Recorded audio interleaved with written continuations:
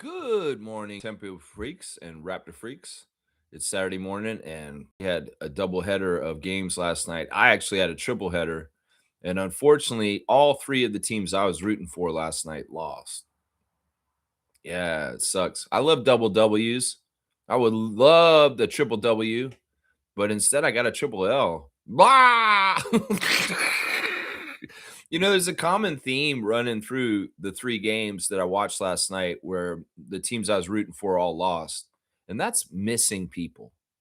Yeah, missing people. Obviously, with the tempo, this has been probably the biggest concern for the team, the biggest hindrance this whole entire year is missing people.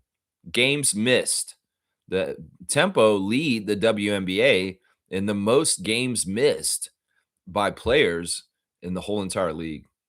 This has been an issue. It really has been. And I would say this about the game against Dallas last night in Montreal that we improved from how we did against them on Sunday in the first time we played them. This one was winnable. We could have actually gotten this one, but we ran out of gas by the end of the game and only scored 10 points in the fourth quarter. And Dallas got away from us at that point. We were winning a lot of the game. We were doing fantastic for a big part of the game. In fact, we were getting good, solid contributions from people named other than Marina Mabry. And that was awesome. It was seeing the blossoming of Laura Yascada. And I was right. I kept saying, Sandy, start Laura. And they started her in the place of Niara Sabali, and it worked. It worked real well. You see how she gets a good flow and she can produce.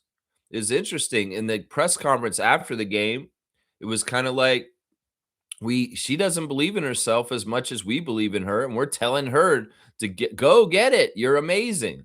And Yascada just needs a little bit of confidence and encouragement. And she could blossom. She could be a very powerful WNBA player. We saw that with her career high last night and the way she played. But alas, too little, too late to win in the big arena in Bell Center in Montreal last night with the Dallas Wings. And I want to give a lot of props to Paige Beckers. She is a legitimate badass. She is good. Like she's got stuff where I seen her get hit carded by two people and she's making shots like Kobe or Jordan would, where she's getting contact and she's finishing through it. No, she's seriously good. She's seriously good. I have a lot of respect for Paige Beckers. And Jessica Shepard is a wily old vet who really knows how to play the game fundamentally well. So, yeah, Dallas wins again last night, and their win streak continues, and our losing streak continues. It's too bad. I got the stars of the game. I'll go over the box score. But I also got to go over the box score for the Raptors at Summer League in their first Summer League game against Boston Celtics. That was an ugly game. That game had a lot of missing. That game was like 20 to something, 20 to 20 at halftime. Some weird score, very, very anemic scoring. And I guess I was in a roundabout way right with Neil. Neil said, Colin's going to definitely play at Summer League. And I'm like, he doesn't really need to. And he didn't last night. That's right. Colin Murray-Boyles held out of the game for some sort of small injury, but also Elijah Martin too. And they didn't actually play. And that hurt the Summer League team. Honestly, we'd kick the Celtics ass in that Summer League game if Colin Murray-Boyles, Bam, or Combo, or whatever you want to call him, was out there running with Alan Graves. I think the Raptors would have won that game easy, maybe even with just Elijah Martin out there, because there was, once again, a sputtering of offense where offense just can't happen. The Tempo's offense sputtered in the fourth quarter when the Wings turned on the clamps on the defensive end and they accelerated past us. Yeah, this is an expansion team. They got to learn. And in Summer League, you got a bunch of young guys running around there, never played with each other. It's going to be a little discombobulated, not totally connected. And some of the offense will go through stagnation. And it's really dumb how the Celtics won, honestly. They were just as bad as us. It's just that, we had a three by Chris Sinak Jr. at the end of regulation to give them a chance to win. If he doesn't hit that three, they lose. And well, they hit a big three right at the end. Chris Sinak Jr., who was my number one recommendation to the Raptors to draft, but the Celtics got him.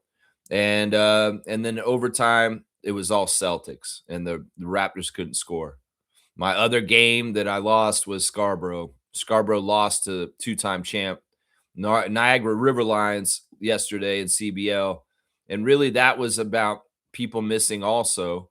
Some of the key players for Scarborough Shooting Stars are in summer league right now. Uwat is running around playing for the Knicks. We got a guy playing, Charles Bediako's playing for the Bulls. There's like 3 or 4 Scarborough Shooting Stars top stars that are away because of NBA Summer League, and they're on Summer League rosters. So Niagara capitalized on that. Khalil Ahmad, big time in the target score time, like he is known for doing, and pulling the River Lions ahead in a close game. It was very close, and beating Scarborough Shooting Stars. So yeah, all 3 my teams lost. I'm taking a triple L, y'all. All right, let's see what y'all are saying this morning. Mr. James is in first. Good morning, Raptor Freak James. How are you doing? What's your thoughts on Alan Graves from last night's games? Yeah. Well, it's kind of what was advertised, what was told. I think that the Raptors guys sitting in the front row, we saw 8 Raptors in a row: Kyle Anderson, Trace Jackson Davis, Scotty Barnes, Jamal Shed, Emmanuel Quickley, R.J. Barrett, Jacoby Walter, Jamison Battle, all sitting right in a row. 8 of them there, 2 on the bench hurt, Colin Murray-Boyles and Elijah Martin, and then another 3 of them in the game, in Alan Graves, Jaden Bradley, and Chucky Hepburn. And then the only 2 that weren't there were Kawhi and Jakob. Jakob is in Austria right now. Jakob is doing work in Austria. He loves doing some work at home, and he very much in a post in the last 2 days made it very clear that his whole summer is to protect his back and to strengthen it. And that's what he's doing over in Austria right now. But he was not at Summer League last night, and Kawhi was not there either. But pretty much every other Raptor was in that gym last night watching the game, and Darko on the end line with Pat Delaney and Jama and Steven Silas sitting right next to Darko. And of course, Alex McKechnie and Jim Sand and everybody. And then you had Coach Evo coaching the game with Vin Bagnani and Eric Curry sitting on the bench with him. Yeah, it was Alan Graves is awesome.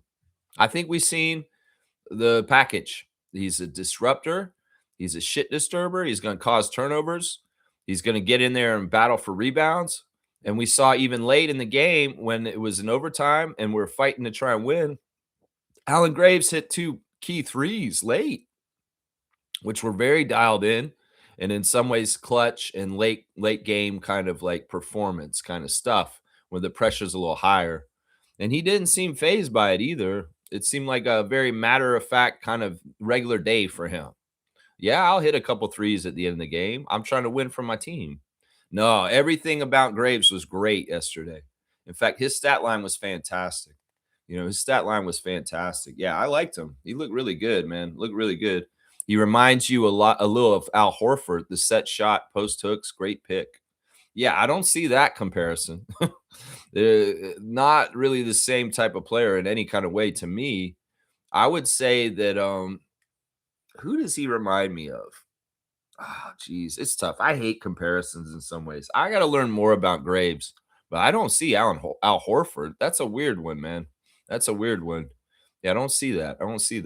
But yeah, great pick for sure. Not going to saying Graves and Biddle look nice. Yeah, Biddle was interesting. For sure. Yeah, I'm going to do the stars, but I want to do the tempo game first because I would say ladies first, and we'll go over the box score for the tempo, but we will do the Raptors game too just after it.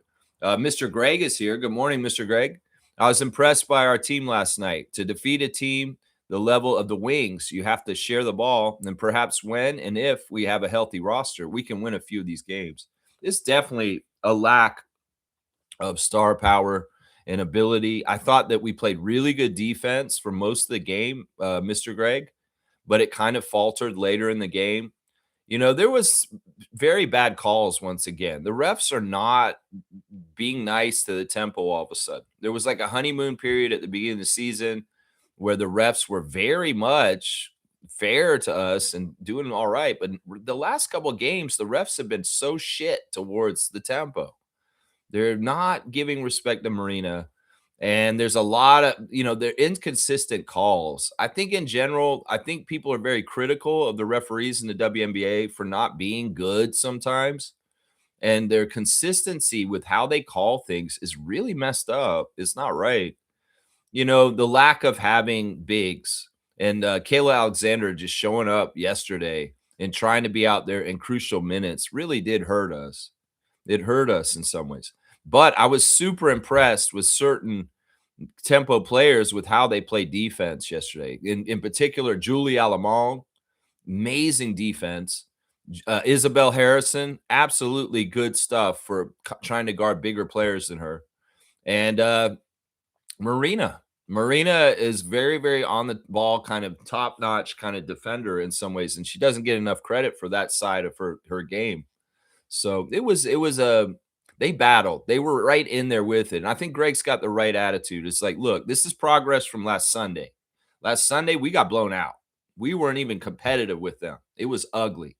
As Sandy said, it was one of the worst games the Tempo played this whole season was the Sunday game against them at Coca-Cola Coliseum. But this one they played and they were more competitive. And this is all you want from an expansion team. You want to show progress. You want to show growth. You want to show that you're getting somewhere new with your team, with your success. And I feel like they were closer, way closer in this one. This game was winnable. That's the thing. All three of the games that the teams lost that I was rooting for were winnable. They were games that could have been won in a couple of different ways, breaks a different way. Maybe, some of the refs are a little bit more nice with giving free throws to the teams that I root for. Maybe we get a little bit closer to winning these games, But yeah, I agree with this. I think this is amazing. And that's the thing we can always say right now this year with the Tempo is, well, if we were healthy, we would have different outcomes if we had the full complement of who we're supposed to have. I love I'll talk about this in a little bit. Cool Cat's here. Good morning, Raptor Freak family. Glad you love Paige Becker's game. Yeah, it's not that I love it. I just respect it. I just really respect it. I've been watching basketball for a long, long time, and she's a hooper. She's somebody that will make shots, and she's got different spots. Like, she's not just this. She's got it at all three levels. She can drive and get layups and through contact and kind of athletic circus shots. And she can also get a mid-range and bump into somebody and fall back and hit little fadeaway back shots. And then the three, you got to actually come and find her outside or she will be bombing threes on you. Yeah, she's a very powerful player. And she's going to be one of the top players in this league for a long, long time. In fact, I would say that this girl is better than some of the girls they're hyping up as the face of the league. You can figure out who I'm saying. I think she's better than some of the supposed main stars of this league. That she may be one of the best players I've seen in this league so far, watching the WNBA so far. She might be. I think she's one of the top 3 players in this league. Yeah. Yeah, I feel like that. Yeah. I told you she was the top tier in college. She was in top tier in college. Yeah. Well, I never watched her until this year. That's right.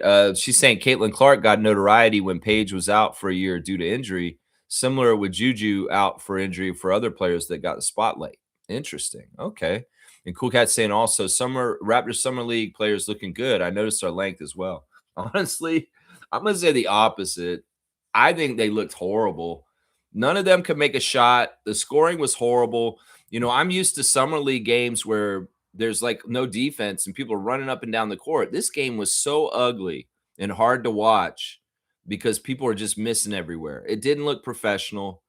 And, there were some bright spots, but overall, I was not impressed. I was way more impressed with our Summer League team last year. And this year, this is not a good team. I'm going to say this right now. This is not a good team, and it's going to have a hard time. This definitely not going to be competing for Summer League championship. I mean, they already lost the game. You really have to be perfect to be able to be Summer League champion. But yeah, this is going to be a down year for the Raptors in Summer League, and there's nothing wrong with that. It's just, man, what a pathetic performance by both teams. The Celtics looked horrible too. So, yeah, I can't give them that. I can't give them that. I mean, sure, yeah, we had some great shot blocking. That was probably one of the coolest things about the game. We had some good shot blocking, but man, that was an ugly game. Ugly game. Cool Cat saying Tempo did good, but we need our injured players big. Yeah. Yeah. Yeah, it's too bad Niara was out. That's the thing. We can't keep people consistently in the lineup, and we have four key players out. We have basically our starting center, our backup center, our rookie, and our leading scorer out.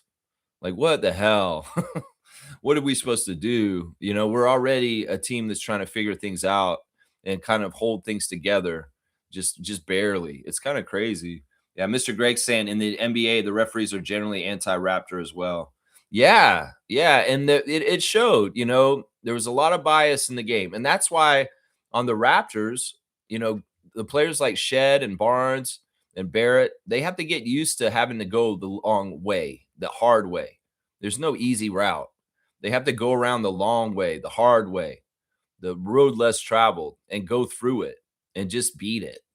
In some ways, there is penalties and taxes for being Toronto's team, and the referees do exercise it during the game and show it.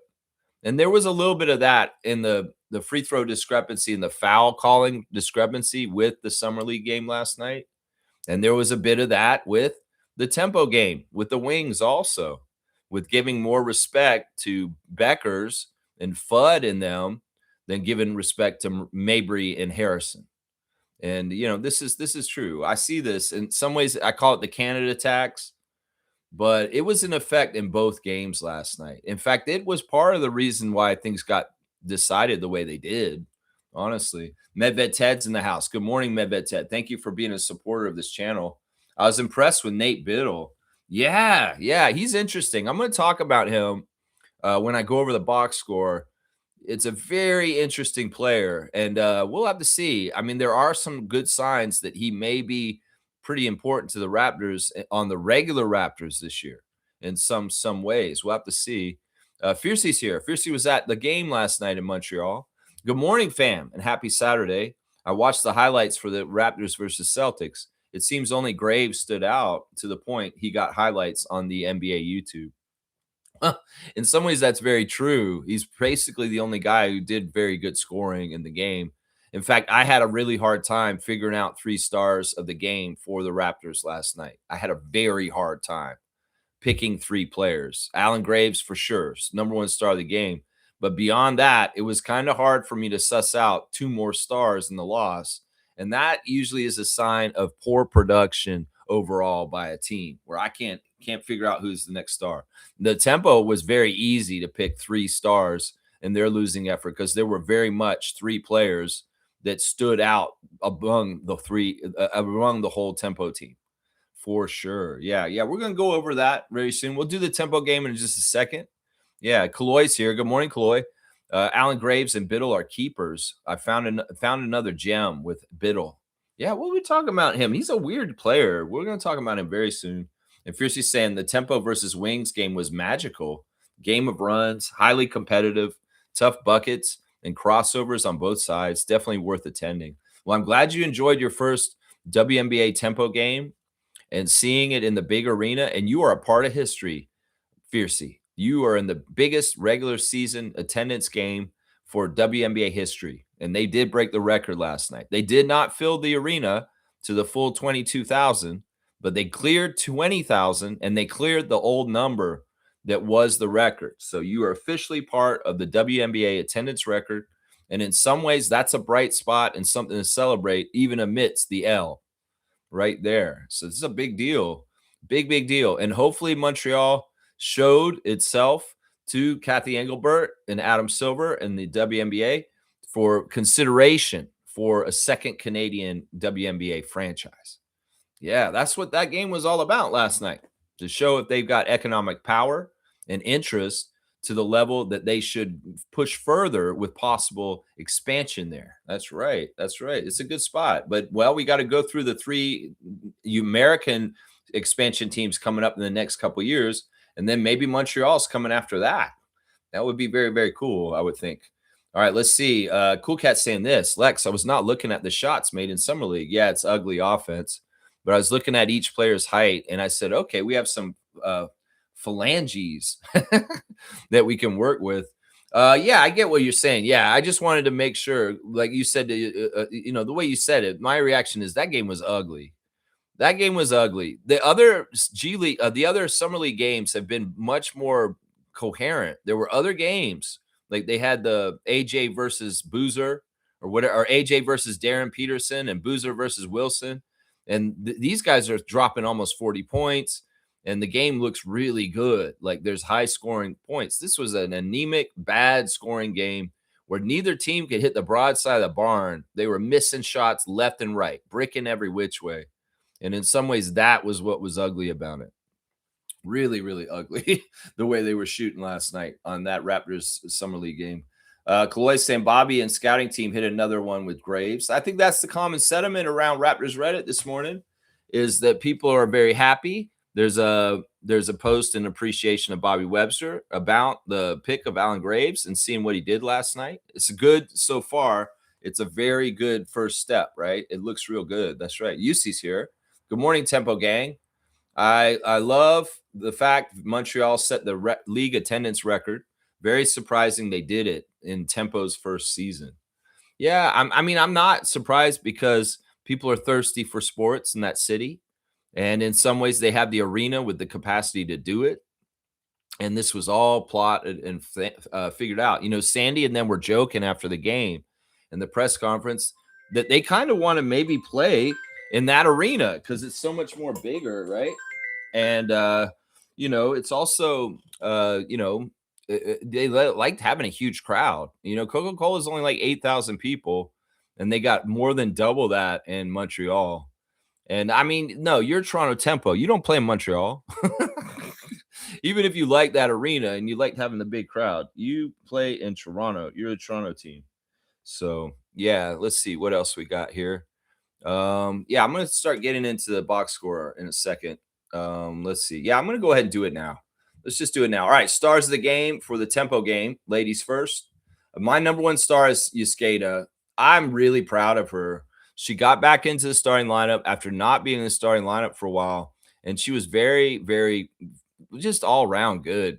Like she was defending really well. She was hustling like crazy. See, that's the thing. Yuskata is the embodiment of hustle. Like she gets after it. She gets after loose balls and rebounds. She gets after it to come out on defensive assignments, and she gets hit. She gets pushed. She's been getting a lot of hard fouls, and the refs have not been respecting her or giving her any benefit of the calls. It's actually really awful. It's almost like they're blatantly discriminatory towards her because honestly, she's getting hit and she's going down and she's actually hitting the floor hard where I'm like worried about her being hurt. And then the call's on her, the foul's on her, even though she got swatted and she's laying on the ground or she's hit her back hard or something like that. Man, I was so worried about Yuskata a couple times with the way she hit the floor. And well, she had her career high yesterday. It was amazing. 36 minutes, 25 points, 10 of 16 shooting, 3 of 6 from 3. Those threes are nice. And when she shoots them with confidence, they look so good. And she hits them at key times. It's not like she's hitting threes at times that are just like easy and low pressure. She's hitting threes in very competitive stretches of the game that absolutely help us with the score being so close. So I really like that about her. 2 for 2 at the free throw line to boot. 3 rebounds, 3 assists, 0 turnovers, a steal and a block, and a -9. Yeah, Yuskata, it was tough. I could have picked any of the 3 stars to be the number 1 star, honestly, because the 3 top players in this game were very good, all 3 of them. But because Yuskata's been off bench and she just jumped back in, and she really was the darling of the broadcast. The Ion broadcasters were just gushing about how Laura was playing, and rightfully so, because she was playing at a very high level. And this is what I'm saying. This is why I think she should start over Conde. Like if Niara comes back, it should be Niara and Isabel and Yescada in the lineup. And Conde, it should be scoring punch off the bench. In some ways, Conde has not proven that she can be consistent with her offense yet. Yescada has been way more consistent with her offense this whole year, but for some reason she gets put in the doghouse every once in a while, where she gets barely any minutes and she's off the bench. Yeah, I don't get that. I really don't get that, because it's very much proven in the plus minus stats that Laura Yescada is a winning player for the Tempo when she's on the court. So figure this out, Sandy. Seriously, figure this out. And maybe you need to pivot with you. I know you love Maria Conde. You've been gushing about her since you guys acquired her in the expansion draft. And I know she's one of your favorites, Sandy. But I think she may be better off the bench as your sixth woman and trying to be the scorer off the bench. Because once again, we didn't get no points off the bench. We got 3 points off the bench, the whole entire bench. And that hurt us. That hurt us. Almost all the scoring was in the starting lineup. 4 players in the starting lineup with double digits, and then 3 points off the bench. Well, we got to produce points. We were one of the highest producing points teams when Sykes was still playing, and Rice. And now we've had trouble just breaking 80 or 90 in games lately. And well, we had a good point production, but not enough to keep up with the Wings and outscore them by the end of the game. And that 10-point fourth quarter was ugly. Yeah, when we shut down, got a little too tired, maybe a little too much foul trouble, maybe just a little too worn down, and just not enough juice. And meanwhile, Paige Beckers is over there doing what she's been doing all game and continuing her run with scoring, and we can't score jack shit in the fourth. It's too bad. My second star of the game for yesterday is Marina. Marina started extremely hot. She came out and bombed 4 threes right away without a miss. And I was like, oh, is this going to be one of those nights? Yeah. Because look, there's an interview with Marina out where she's saying she's going to break the record. It's with Sykes. It's on Sue Bird's podcast. In fact, that's the Tempo Redditor of the day for me, is that Love Me or Leaf Me is saying, listen to Slim and Chef on Sue Bird's podcast. I watched it yesterday. It's about an hour. It's a really good show.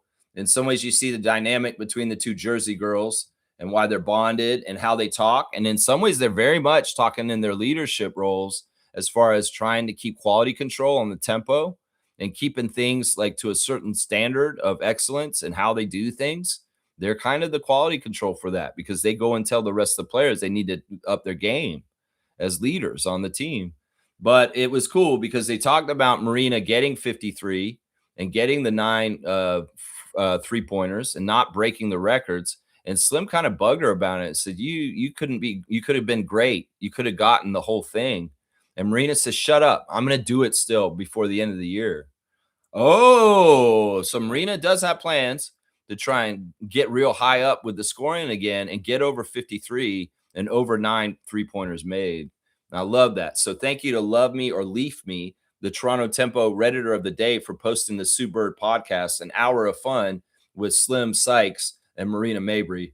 But yeah, Marina started hot. She got the 4 threes early and on pace in the first quarter with 17 points to be having a huge night, to the delight of the sellout record attendance of the Montreal Bell Center.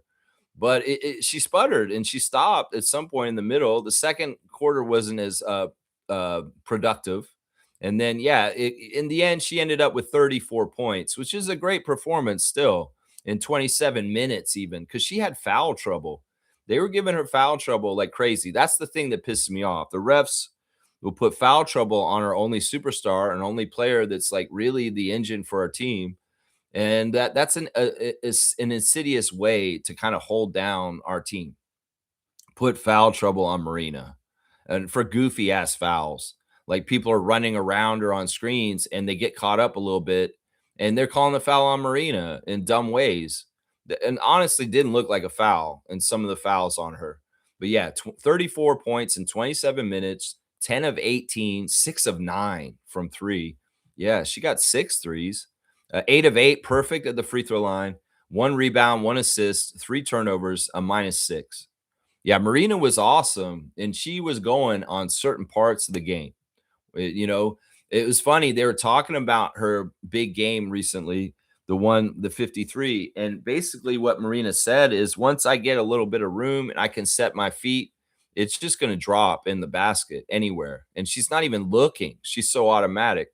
Like she has such good muscle memory and so much reps of shooting that she'll just bomb them. And she also went into detail with Sue Bird about the difference between last year and this year in her stats and how she had a down year last year. She shot like 30% from the field and was averaging about 13 points per game.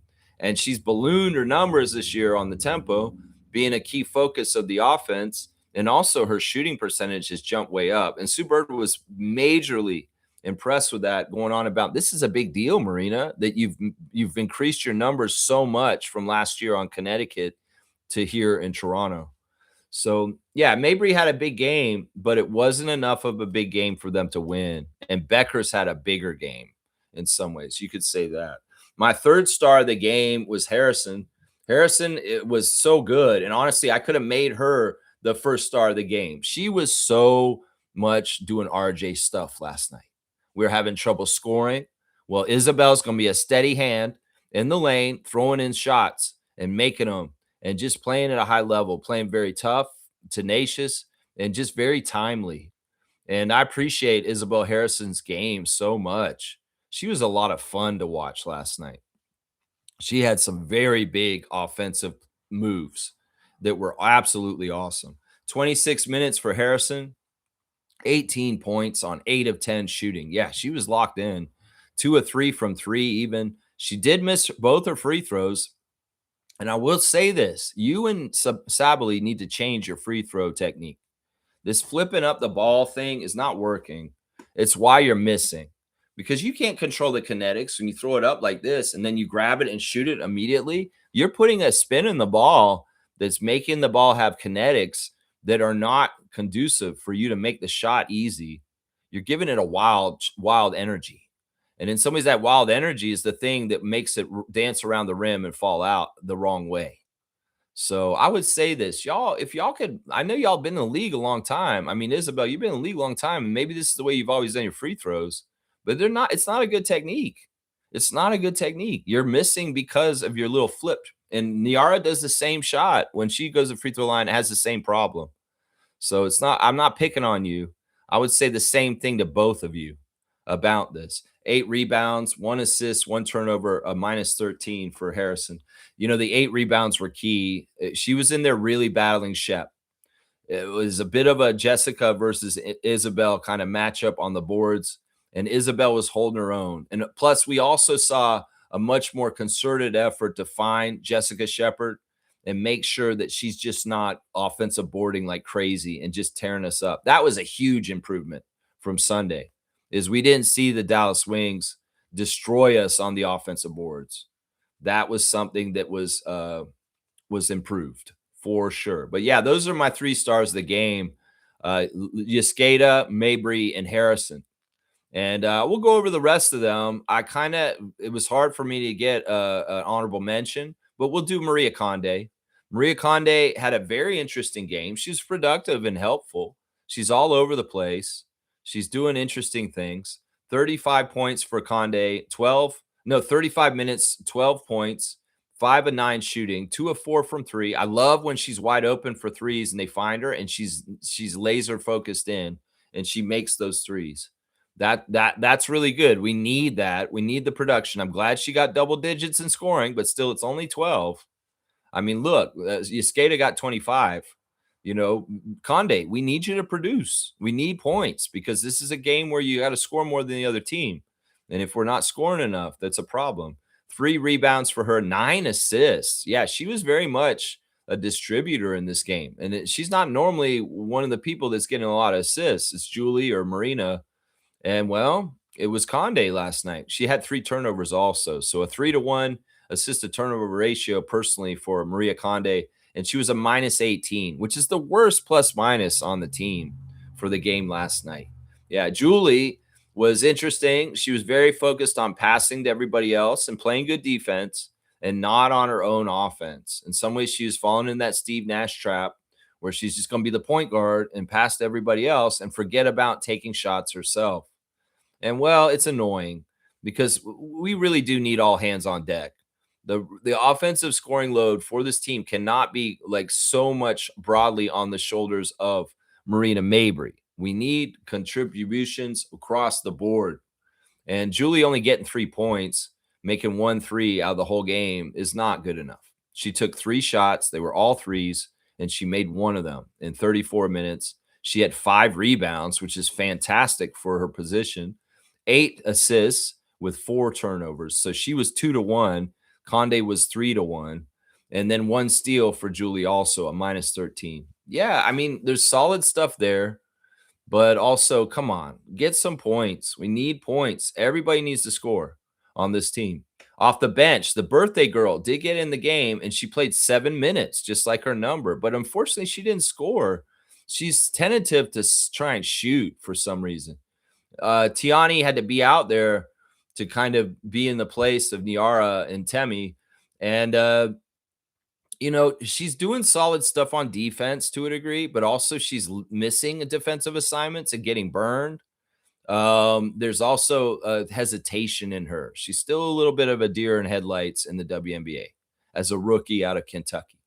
But happy birthday, Tiani. And it was so nice to see you get the cake and the pictures at practice.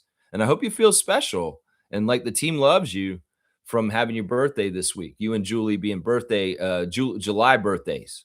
But yeah, Tiani Key got a steal, and that's basically it. But she was a +5, the highest plus minus on the team on her birthday. Kayla Alexander made her debut, the second Canadian woman to ever play for the Toronto Tempo, and it was bad. It was bad. You could really tell there's a lot of rust on her and that she was not up to speed with what we're doing as a team yet. She barely had one practice, and that's tough. That's tough all around. Thrown to the fire, thrown right in the middle of it right away because of the injury to Niara. So you got to give her some leeway because of the newness and learning everything. So yeah, Kayla, 10 minutes, got 1 point at the free throw line, making 1 of 2 free throws. So she's technically scored as a tempo. She missed the only shot she took. She did get 2 rebounds and had 1 turnover and was a -9. Yeah, just it looked really clumsy and kind of awkward out there with Kayla Alexander at times, but give her some time. And I guess she's got 7 days. Could there be some sort of path, Monica Wright Rogers, where we invest in her and we keep her around? I know some people are very against our Canadian players on our team because they don't like them. They think that they're dead wood on our team. But I think that maybe these are bots that are just generated to hate Canadian players on Canadian teams. I'm starting to realize that there may very well be just bots out there that are out there just to kind of talk shit about Kia Nurse and RJ Barrett. You know what I'm saying? I feel like there's an energy out there like that. Yeah, people or somebody who just hates Canada. I think it's a bot though. Kia Nurse had a bad game though. Really, really bad game. She missed everything she took. 0 for 5 from 3, 0 for 6 overall, 0 points in 15 minutes, 1 rebound, 1 assist, a -5. Just wasn't her night. Just wasn't her night. And well, she's been pretty good otherwise, but last night was not her night. So the 2 Canadians not looking good in Montreal last night, not looking good. And then Timma, oh my gosh, Timma, you faked me out. You did that one really badass scoring play where you went in there and got that layup. You showed your hooper mentality. You showed your scoring prowess for just a brief second, and that was it. It was just that one little shot.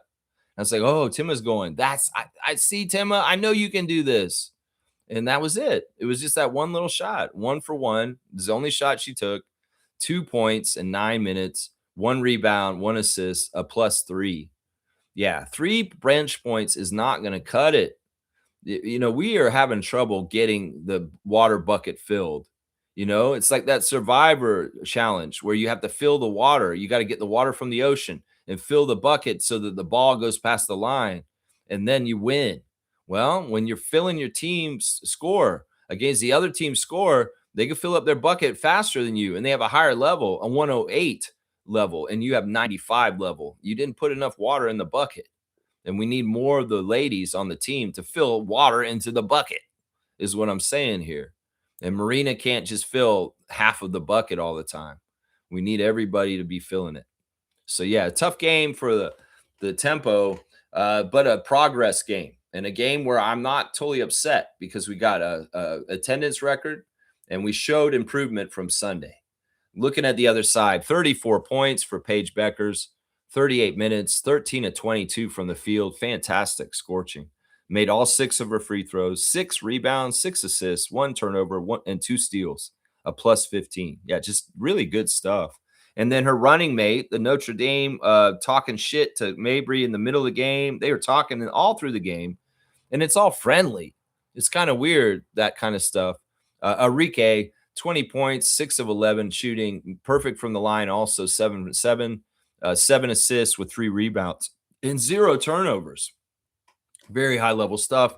And then, of course, the forward Shepherd scoring 20 points on 7 and 9 shooting and 17 rebounds. So almost a 20-20 double-double for Jessica Shepherd. Yeah, there's really good players over there in that way. And they had a nice compliment off the bench. Clark was key late. And Sandy brought this up, that Alicia Clark absolutely destroyed us late with her 2 threes at a key moment to separate and help the Wings get the lead. And she closed the game out very strongly to help them win. It was very much a vet stepping up at the end to add that last little bit of water for their water jug to be higher level than ours. 17 minutes for Clark and 10 points, 4 for 4 from the field, including 2 of 2 from 3, with 2 assists and 0 turnovers, a plus 16. Yeah, very key player right there. Very, very key player. Yeah, let's go look at the team stats real quick. We did shoot better than them overall. We shot 55% and we still lost.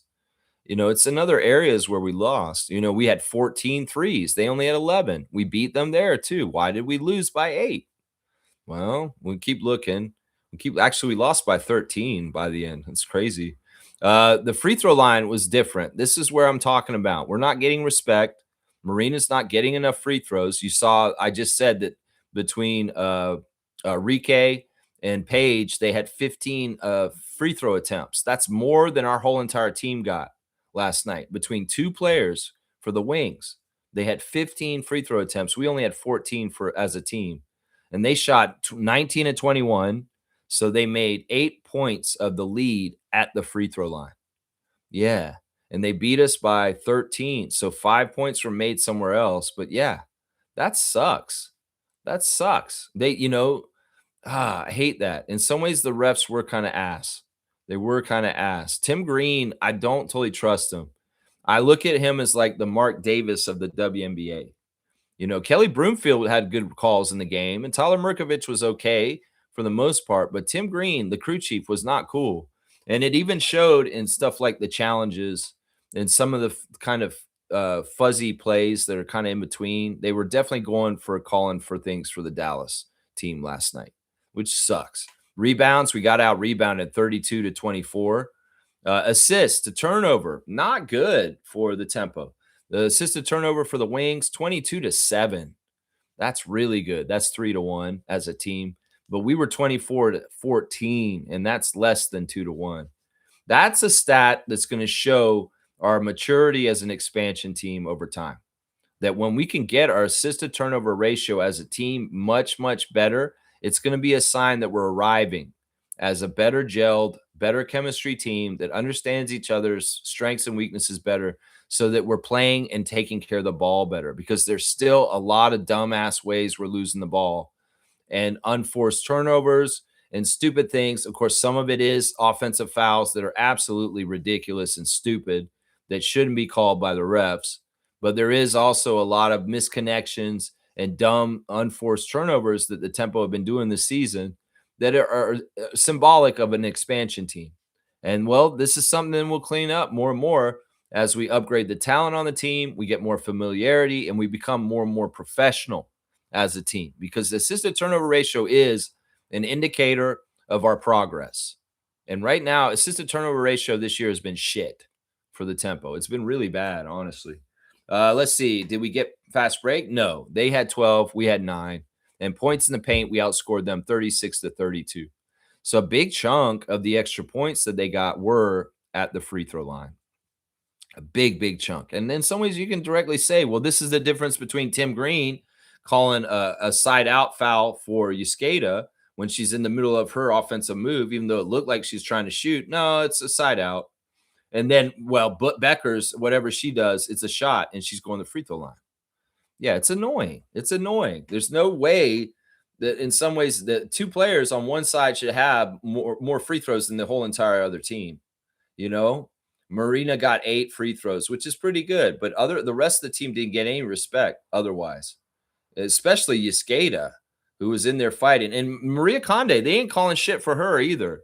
It's almost like they're double whammying Europeans on the Canadian team for being extra foreign. That's my reaction to the box score for the Tempo game. We'll do the Raptors game next. Yeah, we'll do the Raptors game next. Yeah, UC saying this. Good morning, Tempo gang. I love the fact Montreal set the league attendance record. Very surprising they did it. Oh yeah, we read that one. Where am I next? Oh, I lost my place. Hang on. Okay, yeah. Chloe saying Graves rebounds like Rodman and shoots like Horford. Good hands and effort. I've never thought of Al Horford as a good shooter. Like, why are y'all talking him up like so much? He shoots like Horford? No, he doesn't. Al Horford's just like a big down low. I've never ever thought of Al Horford as anybody that's like exemplary for shooting. I think it's a horrible comparison. You know, no, I'm going to reject that one. Y'all keep saying Al Horford. I'm like, where the fuck is Al Horford in this whole thing? No, I'm not with that. Get that garbage out of here. Fears is saying this, but we lost in the fourth quarter. Mabry being in foul trouble early was definitely a factor. Puyi was also in foul trouble, but she was not impactful. Sadly, I have a feeling she may be cut once Kiki comes back. Kayla Alexander also had a tough showing. I doubt her 7-day contract will be extended. Well, once again, Kayla's just a stopgap for the injuries as an emergency. Like they just need somebody. It's the hardship contract. You know, if she can get things going in a certain way where she can be helpful in some ways, I would love for her to stick on because we just need the size and it's nice. You know, one of the things they said about Kayla Alexander being on the Tempo all of a sudden is she's Canadian and already here, and you don't have to go through all the weird work visas and things to get her to come here. And that's part of the reason why they signed her was because she was that easy to just get to the team because she's on this side of the border and she's not American or any other country where you have to go through a lot of processes that can make it more difficult and hard and hold things up. That could be part of the reason why we're having trouble filling our developmental spots or whatever Monica's trying to do is because there's an extra layer of hoops to jump through for WNBA players to play in Toronto as far as their work status and getting a visa and things like that. So Kayla Alexander was really easy to add to the team as a Canadian who's already legal to work in Canada and do all the things that it's just an easier process. It could be very similar with Ornella Bacoli as well. As a French woman, in some ways, maybe it's an easier process or something. But you know, I just like having an extra big around. And in some ways, I think it would be stupid. But, you know, like you said, it's probably not likely she's going to stick on. And I think you're right about Tima, too. Tima is not making the most of her opportunity here. She is not. And in some ways, it's a similar thing to like so many Europeans that come to the NBA and WNBA where they just don't transition to the game easy enough or well enough, fast enough, and they get given up on by the team because they didn't do it fast enough. So yeah, Puyi, you gotta fucking get going. Seriously, there's no excuse for you to not be trying to get double digits every game. If you're an unselfish person, you feel like you gotta wait for your turn. Fuck that. It's your turn right now. Seriously, it's your turn right now. And if you don't realize this soon enough, you're not going to get another WNBA chance. Seriously, this is no good. This is no good right here. Yeah, we definitely lost in the fourth quarter. And that's the thing. That's part of the learning curve for expansion teams. Once again, I went over the process of a rebuild with the Raptors over the last 5 years and what each stage is and what you want to see with the team to show progress and that they're getting to the next stage of things in rebuild. Well, this is an expansion team starting from the scratch. And one of the things we got to say is similar to rebuild team is that you got to have 4 quarters of good basketball. You can have half a game, you can have 3 quarters, you can have 1 quarter. You got to have full 40 minutes of a WNBA game where you're playing quality good basketball. And the fourth quarter fell off a cliff. They played it excellent in the first, they played okay in the second, they played really good in the third, and then the fourth, they were dog shit. And that's part of learning to be a good team is to put together a full game of playing good.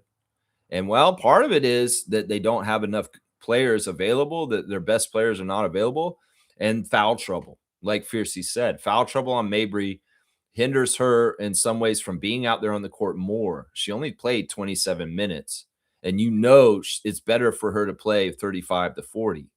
But yeah, foul trouble will take her out of the game. And that's Tim Green. That's Tim Green right there. Yeah. Chloe saying Sharp is mobile, but limited, though. All right, let's go look at them next because we want to talk about Jamarian Sharp and what happened in that Summer League game with the Raptors. All right, first of all, we'll do the stars of the game as we're going through the box score, and I'll get to each player. Number one star in the game yesterday for the Raptors against the Celtics obviously was Alan Graves. Alan Graves was the only Raptor that shot a very good percentage. All the rest of the Raptors shot like shit. Alan Graves was the only one who had professionalism and making sure that he took good shots and made them. And Alan had 22 points, his number, in 29 minutes. He shot 9 of 16, including 3 of 8 from 3. 2 of those threes came late. And he took 8 threes, and, not a bad percentage. 3 of 8 is not bad. He made his only free throw. He had 13 rebounds, which is awesome. So a double-double for Alan Graves in his Summer League debut, his Raptors debut overall, 22 and 13. That's awesome. And we saw the intangible stuff too. He actually had stat stuffing. He got 5 stocks, 3 steals and 2 blocks. So he showed that aspect of his game. So, you saw he's a shit disturber. You saw him finding extra possessions for the Raptors by stealing the ball or just getting after it. And that's how he plays. And he came as advertised, and he showed it in the first game of the Summer League. Now, can you imagine him running with Colin and Scotty and Kawhi and RJ and what that's going to look like? Can you see how he's going to be a player that's going to be useful, that's going to be able to play in the NBA already as a rotation player and somebody who's going to add more to what we already have and just as good, because he's a very smart player. He's a very high IQ player, and he's very smart about what he's doing on the court at all times and maximizing his energy towards good, productive things. And that's what we saw in Alan Graves last night. Very, very much so. And I love this confidence, as I said earlier, on hitting those threes late and being competitive enough to try and go back and forth with the Celtics to try and win this game, because that's when he turned it on. He was like more aggressive near the end of the game when the game was close and it was starting to wind down, in hitting those 2 threes and stepping up. So I like that. I like that a lot. I didn't agree with Doris Burke saying that I wanted to see Alan Graves step up and do more. Bitch, what are you looking at? He did. He tried it hard at the end of the game. He is busting his ass, going after loose balls and then hitting threes at the end. What are you talking about? What are you talking about, Doris Burke? Come on now. Come on now. My second star of the game was Nate. I went ahead and gave it to Nate. And it's really partly because of the block shots. Like, he was impressive with 6 block shots, and he has a real time into him. Now, this is in Summer League. We don't know how much those shot blocking will translate to the NBA and the bigger and faster league, but he had 6 block shots, and they were nasty, and he had more than Jamarian. 8 points for Nate in 26 minutes, 3 of 7 from the field, 2 of 5 from 3. It was nice to see a couple of those threes go in, and he did have a late 3 added with Allen's in the late part where they were trying to take the game. He had 10 rebounds. I wish he'd gotten another basket so he could have had a double-double straight up, but only 8 points, 3 assists, 3 turnovers, a plus 13 for Nate Biddle. He's so weird. Like, he's not old. He's only like 22, guys, but he looks old because of his bald spot, and he runs kind of goofy, but he's pretty quick around, and he does have awareness, and he does have a certain style of play that's tough as far as he's not shying from physicality. He'll bang in there for rebounds. And well, that added dimension of him bombing a three and making it every once in a while. Well, he's a very useful player. So we'll have to continue to watch him this summer league and see if he has an even better game and endears himself to Bobby Webster to make him more. Now, I think it is true. People are saying, why would the Raptors make a big deal out of signing him to Exhibit 10 and put the graphic all over their official pages and social media if he wasn't a big part of our plans? Because it's true. He's already invited to training camp. That was part of that Exhibit 10 announcement, is that Nate Biddle will be in one of the training camp spots. So he's already earned a training camp spot. And that is the next step to get into the roster for the team. So I think everything looked okay in the first game. There was a lot of good mobility. He also showed a chops for having a nose for the ball and being a shit disturber as a deflection guy too. You know, there was a little bit more than just shot blocking. There was a little bit of like engagement on defense away from the lane and down low as far as what he was doing too with his long arms. So very promising. I'd like to see more and understand more over these games. In fact, we're going to play again today. They have a back-to-back, and it could very well be part of the reason why Elijah and Colin were out is because they're expected to play today, and they didn't want them to do a back-to-back. So we'll see. You know, is Colin Murray-Boyles going to play more than one summer league game? I doubt it. I doubt it. He'll probably get one game. If that, it seems like they may hold him out and just tease us. It seems like my third star of the game was tough to pick. And honestly, I could have picked a bunch of different people, but I'll go ahead and just pick Nimari Burnett of Michigan, number 25, 24 minutes for him with 10 points on 4 of 10 shooting. He missed all 4 of his three-point attempts. He made his free throw, though. 2 rebounds, 5 assists, 1 turnover, a plus 10. It's a ho-hum stat line, but he did have a nice dunk at one point. He's the player I think looks like Norman, that plays a little bit like Norman's offensive style as far as threes and attacking the rim with a nice hops. So, yeah, Nimari, he was trying to hit some shots at the end of the game. He missed the 2 three-point attempts that could have really won the game for us, which is too bad. But it was tough. Everybody else shot so horrible. He shot 40% at 4 of 10, and that was the best of the bunch after Biddle and Allen Graves. Even Biddle wasn't that good either, 3 of 7. So, yeah, those are my 3 stars of the game for this one. Allen Graves, Nate Biddle, and Nimari Burnett. Yeah, Chucky was interesting. Chucky took a lot of shots. Chucky does look healthy, which is good to see. Chucky was the floor general. Chucky was the leader. Chucky was quality control. Chucky was a lot of good things that he's done. There was some confidence and poise from his time last year in Summer League and 905, and the very little bit that he played for the Raptors too. That actually wasn't where he got confidence though, but from 905 and Summer League last year, and it carried. He was a very sound, solid leader, if not making his shot correctly last night, because he did shoot a lot and he did miss a lot. Chucky was 4 for 16. Is that a tribute to the city? 416, 11 points in 29 minutes, a 1 of 9 from 3. He took a lot of threes and he was trying to hit those big shots. This is a pattern that Chucky did for 905 in games before he got hurt. Is, you know, he was one of the guys that said, yeah, I'm calling my number 24 late in the game to try and win this game for us. And he was very successful with Drew Jones III in the 905 in Mississauga last year in the beginning of the season when we were perfect in the first half, the first part of the season, the first half of the G League season. He was a big part of that perfect record going into that cup part.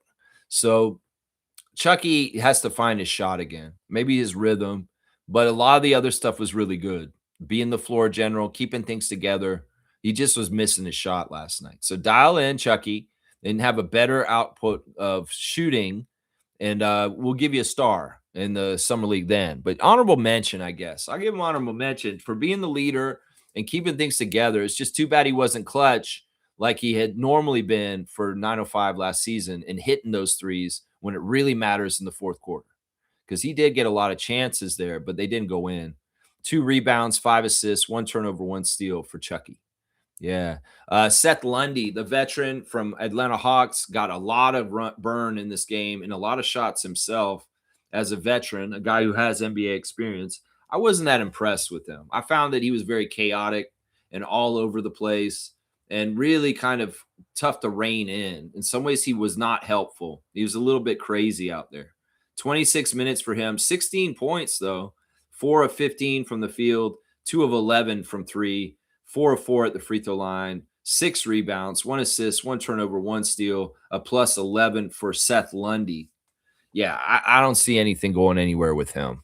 I really don't. He's an athletic kind of wing guy, but his shooting was bad. His shooting was bad. And as I said, he was all over the place. And it didn't totally make sense what he was doing out there.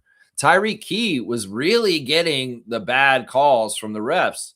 They were really not nice to Tyreek. Tyreek was getting hammered. It was a little bit like Yescada in the tempo game. He's getting hammered and thrown to the ground and beat up, and all the fouls would be on him. It was crazy. I felt bad for Tyreek because look, he's the oldest player on the Raptors summer league team. He's 27.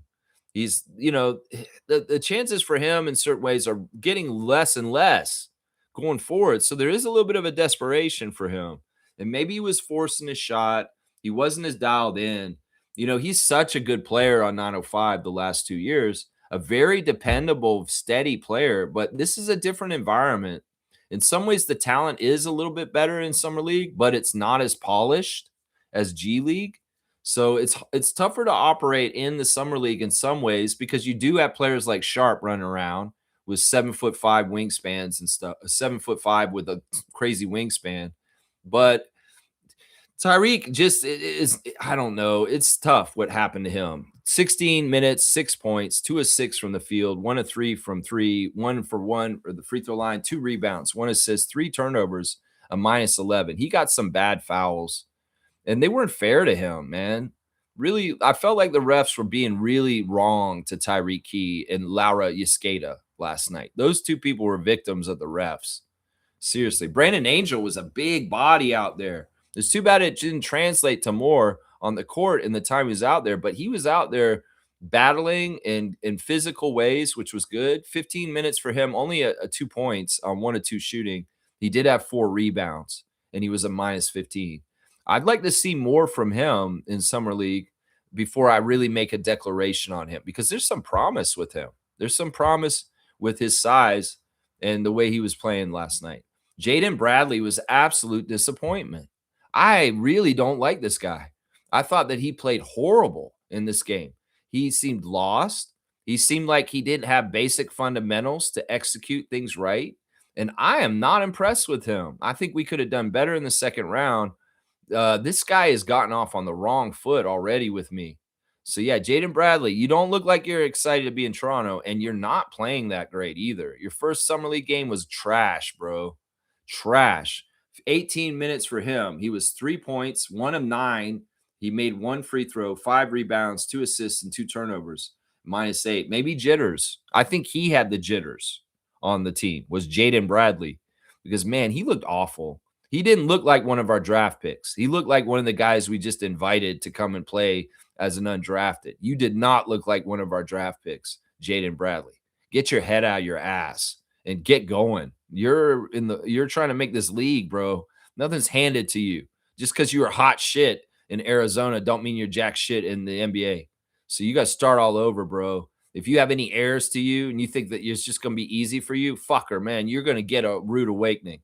I'm telling you right now. And the way you were operating out there was too casual and honestly unprofessional. And you did not look like an NBA player. You look like a guy who's just come to Summer League and you're going to get bounced. Man, I'm not impressed with him at all. He did not make me a fan right away. And I'm going to be on his ass.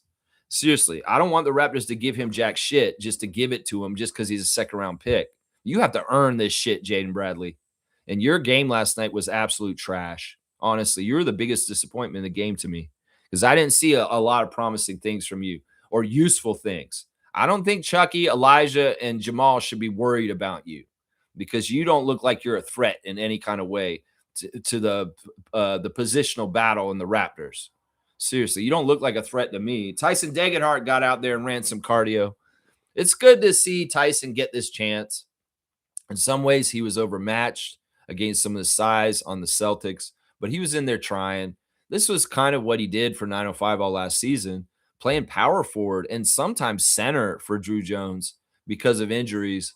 And he was very yeoman's work, but in some ways, it's like, look, he's on display right now in a different way for the Raptors. Coach Darko's at the end of the court watching him in person. I just wish good things for Boise State's Tyson Degenhart, even though he didn't look good last night either. He didn't have the production that he had for Drew Jones in 905 last year. 10 minutes for Tyson, 2 points on 1 of 6 shooting. He was 0 for 3 from 3. One of those threes goes in. It looks way better. 1 rebound also, minus 15. Yeah, tough night for Tyson. But there'll be more summer league, and hopefully he can look a little bit better. I don't have any realistic expectations for him to do anything with the Raptors team. But if he's coming back to 905 to play for Coach Noah, that would be awesome because Tyson Degenhart's a really hardworking guy, and he's a really good person to have around your team for that kind of stuff. Finally, Jamarian Sharp, 17 minutes, 0 points. He had a lob, and it was so ugly, he fucked it up, which I can't even believe he fucked that up. Like, how can you fuck up a lob and you're 7'5"? Like, he didn't have enough to get there. It was crazy. When I saw that, I was like, man, yeah, this dude is exactly what we thought. He's a great, amazing shot blocker, which he got 4 block shots, but he's a horrible offensive player. And we saw that. But he did have some competitive fire. And I liked his second and third attempt on defense. He's not like, oh, you're going to hit him, get him out of the way. No, he's going to continue to come at you and try and block you. He'll come at you over and over again if you keep trying to shoot over him. And he did have some impressive blocks that are not easy for anybody to do. Being 7'5" like that, he can do it. He missed both his free throws too, which is absolutely unforgivable. Seriously, bro, you're going to be such a dead thing. And the other thing is about this in the summer league, they're playing the G League rules. So he missed out on 4 points by missing those free throws because they only shot 1 for 2 points each time. So, yeah, Sharp is exactly what we heard in the scout. No offense, amazingly interesting and intriguing for his height and his shot blocking, but no offense. No offense. He did get 7 rebounds. He had 4 turnovers. He did get 3 steals and 4 blocks. So 7 stocks for Jamarian Sharp. But you guys, you can see what you saw. You can see what you saw with him. Seriously. The Celtics were so bad also. I don't even want to give them any credit, although I'll give credit to Tonje, who got that big steal at the end of the game, the Jazz pick. He came and got that steal and dunked it, and that was a huge break the game open right at the end of the game move. So give Tonje some credit for 20 points in 26 minutes. He didn't shoot that well overall, though. And then a double-double for Chris Sinak Jr. off the bench, including hitting the big 3 to take it to overtime. 14 points for him and 10 rebounds with 4 blocks also. He was kind of impressive. He looked pretty good. Now, I can see why the Raptors may have shied away from him because he's immature. You can tell he's kind of going to be a knucklehead and not totally Raptors material as far as like the mentality and the aptitude and the maturity. He doesn't have that yet. He definitely looks like a kid who's probably got to go through some tough lessons about growing up still. But he's interesting. He's a very big body.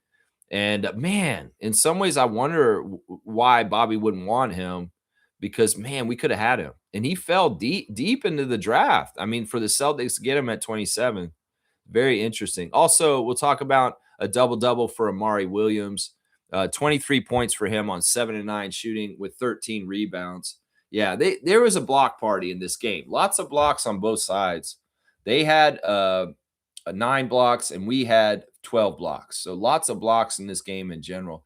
Hugo Gonzalez was trash. Honestly, he may have got a double-double himself. There were 3 double-doubles on the Celtics side, but he was trash, man. And in some ways, the refs were propping him up with a lot of extra free throws that he really didn't deserve. Honestly, Hugo Gonzalez was trash last night. Seriously. And Doris Burke calling him Ugo or whatever the fuck she was doing. Nah, man, geez, the glazing of the Celtics over the Raptors by NBA neutral people is so disgusting. I love the interview with Scotty in the middle of the game, talking about how Kawhi and Colin and him were going to be like stealing candy from a baby. Yeah, Scotty's face lit up real big when he talked about the prospect of playing with Kawhi Leonard. Yeah, yeah. All these guys have been very gushing about the whole idea of that. But yeah, it sucks. The Raptors lose in overtime to the Celtics in a dumb game. And man, the scoring was so bad in the first half. The fact that the score was 26-34 at the halftime is kind of like a high school score. Let's just be real here.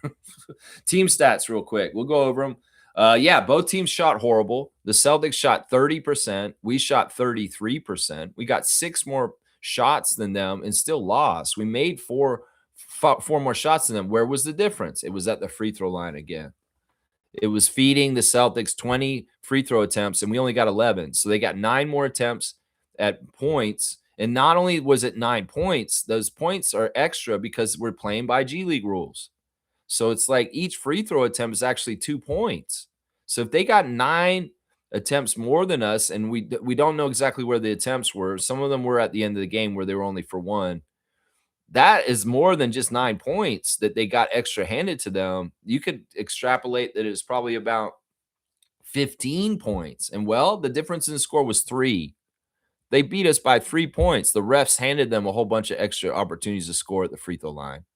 Yeah, that sucked, man. And they weren't even that good at the line. They shot 65%, 13-20. We did better at the free throw line, 9 of 11, 82%. But those extra opportunities for free throws is what hurt both Toronto teams last night.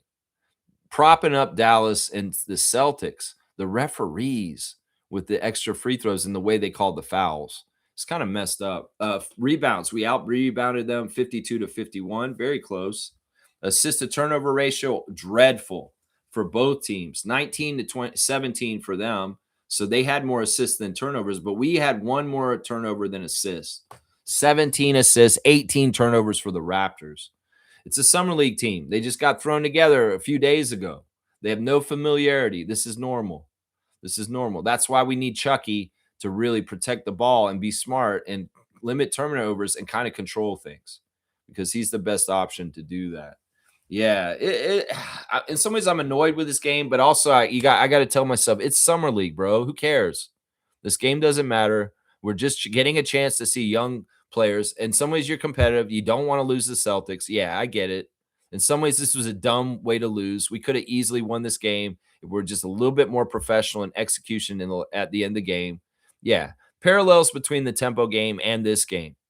The tempo game mattered more, though. The tempo game mattered more. So, yeah, the Raptors lose in overtime to Boston Celtics in their first summer league game this year. It is what it is. My stars of the game, Alan Graves, Nate Biddle, and Nimari Burnett. Yeah, it's tough, man. It's tough. It's tough. Yeah. Yeah, let's see. You say Graves rebounds like Rodman and shoots like Horford. Yeah, I don't see that, man. And you can't say he rebounds like Rodman, man. That's a whole level that is not touched by many. That's really saying something. Seriously, come on, man. That's like saying he scores like Kobe. You can't do that. In the rebounding world, Rodman is the ultimate compliment, and you can't say that. That's a whole other level. That's like you got to respect more than that. That's not rebounding like Rodman. If he's rebounding like Rodman, he's got 25. He's got 25. Fiercely saying this. We lost in the fourth quarter. Marina being in foul trouble early was definitely a factor. Oh, yeah, we read this already. Kaloy saying this. Sharp is mobile, but limited, though. Yeah, for sure. Medved Ted saying Graves was also great. Interesting that all our starters were plus in their minutes. They really put up a fight. We lost the bench minutes. Yeah, I noticed that too. That the starters were winning, the starter players, and then the players for the Raptors off the bench were crap, and they were all minus. Yeah, it sucks. In some ways, it's a summer league. It's just gonna be like this. In some ways, you could say it's the difference between Chucky running the team and Jaden Bradley running the team. And Jaden Bradley was not, like I said, I'm not a fan of this guy already. Like, he's going to have a long hill to climb to get in my good books, because right now I see him as a wasted pick, and we didn't need him. Maybe Bobby heard some of the noise saying, everybody's saying we need a point guard, we need a point guard. I said we don't need a point guard in the draft. And then they go and get Jaden Bradley, and I'm just like, yeah, fuck this guy. Like, seriously, we don't need this dude on our team. I'd much rather try and develop Chucky Hepburn as a true point guard. Elijah Martin's already the kind of player that I'm kind of like, man, we don't need this guy either. But he's such a fan favorite, and he has such athletic ability that there is some promise that possibly could come through with him. But I don't believe it will come totally in the right ways for him to be a level of the NBA in the right ways. It's like these second round picks, man, they can't all be shed, I guess, is what I'm saying. They can't all be shed. But yeah, the bench it's really weird how everybody's a plus in the starters and everybody on the bench is a minus. That is interesting for sure, Medved Ted. For sure. Fiercely saying in-game ops was really cool and fun. We were 3 mommies and 3 daughters. We had a blast. There you go. That's awesome. That's good. I'm glad you went with a group and you had a good time. Yeah, they had a halftime show with some performers. Interesting, in the interview with Sue Bird, Marina and Sykes talk about how Coca-Cola Coliseum does not have the scoreboard for them to check their stats. And the whole time when they're scoring like 38 or 53, they have people telling them, but they didn't even know. They're oblivious. Sykes hates it. Sykes wants the scoreboard so she can check and see where she's at. And in some ways, it's more that she wants to check the other team and see what they're scoring so she can tie them up more. You know, this is a problem. I do think this is an issue with Coca-Cola, that we do need some sort of scoreboard, something there, Teresa, because in some ways it's informative for the fans. The fans are complaining because it's not there. And then the players have a problem with it too. Marina would be going for better records if she knew where she was. She had no idea how many points she scored in the 53. In some ways, she said it's good because I don't have any pressure. I don't know what it is. In some ways, she's like, I don't care if the scoreboard's there, but Sykes wants the scoreboard. And I do too, because in some ways it makes our team look a little less professional. It makes us look cheap. It makes us look like we don't have the resources to have what other teams have. In some ways, there is a race in the NBA to have the best t-shirt cannon. There is a race in the NBA to have the best replay screen and scoreboard in the middle of the arena. Look at what Steve Ballmer did in LA with that thing he built there. The Raptors upgrade their scoreboard and TV in the middle of the arena all the time over the years. They've upgraded at least 3 times, I think, in the years that I've been watching the Raptors. So it's like, you guys need something. Even if it's some dumbass panel just on the side of the wall over in the corner, there's nothing. There's nothing. And I don't know if this has anything to do with MLSE and the infrastructure for the Marlies and that arena and whether it's cost beneficial or they don't care because hockey doesn't need those stats. But this is a basketball arena, at least for right now. And maybe you could get the infrastructure or build the thing and it's portable and you can take it out of there when we go to a better arena. Because this in some ways, this makes us look bad that we don't have stats up on our wall and the fans can't look at it. I like looking at the stats. And when I was at the Tempo game, I was annoyed because I couldn't look and see what Marina Mabry had scored so far. So I think this is something they need to look into. They definitely need to try and do it for next year. Fiercely saying that Lou Dort and Benedict Mathurin were courtside at the game. Yeah, of course.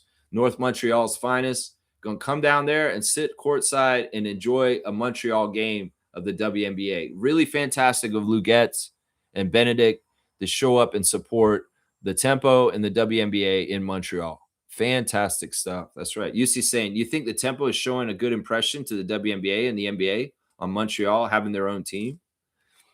I think that it's not even the Tempo. Forget about the Tempo. It's the people. It's the audience. It's the people that showed up. It's the amount of people. I was worried because I didn't think they were going to get the record. Because at the beginning of the game, I was looking at the crowd and I was saying, man, there's a lot of empty seats out there.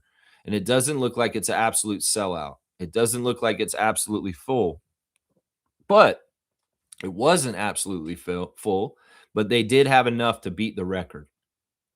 So, well, I don't know. It would have been more impressive if they'd jammed that place to the hilt and to be the most full that it could be, because that's kind of what we did in Toronto for that game with the Lynx and the Sky that I went to. We had that whole arena pretty much full, and that's why the tempo came about coming to Toronto. So I don't know. We'll have to see if it was enough. It looked pretty impressive. I think that Kathy's happy. I think that Kathy's happy, but it's the people. It's not necessarily the team, because the team lost.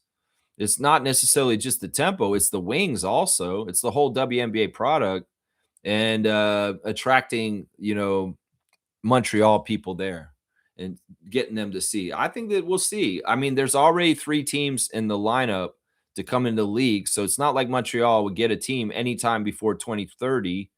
If there's any kind of plans, they may be announced in a couple years from now, and it could be that they're on track to come in around 2031 or 2032 if it is going to happen as soon as it can. So this is at least 5 years away if there is going to be a franchise awarded to Montreal.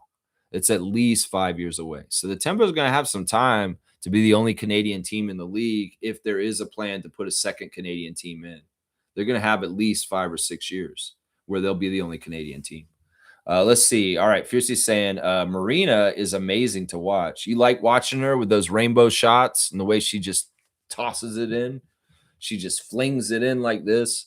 Her shot mechanics are very interesting because they're kind of like a Rick Barry free throw. It's a little bit of like an underhanded flip up, like whoosh, and it's like shoo, shoo, and falls right through. Really cool. Randolph's here. Good morning, Randolph. Blessings, weekend blessings, beloved Raptor Freaks family. You may not agree with others, but you must respect them and allow for their freedom of expression under the law, respecting the rights of others also. Yeah, I'm going to disagree with you on this. There's no place for bigotry, racism, and hatred and violence in words or inciting violence against people. There's no place for Nazi speak. There's no place for that kind of stuff. These people do not get a platform. I'm sorry. I'm sorry. Anybody who is for racism or discrimination or subjugating people on the basis of who they are, they should not have equal time. I'm sorry. So, you can say this and say this in general. Yeah, this is generally true, but there are exceptions that people do not need to be respected for their views. And people do not need to get extra time or equal time with somebody else in opposing views because their view is not the right one in the right place in any kind of thing. And they shouldn't have an audience. They should not have time to espouse their hate speech. So I'm going to disagree, Randolph. In some ways that applies to many, many things. You're right. But there are exceptions.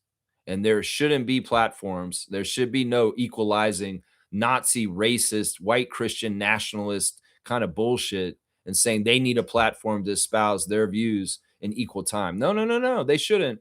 They shouldn't, because their views are racially hatred and they're full of prejudice and there's no redeeming qualities in them because they're all based in hate and there's nothing quality about it.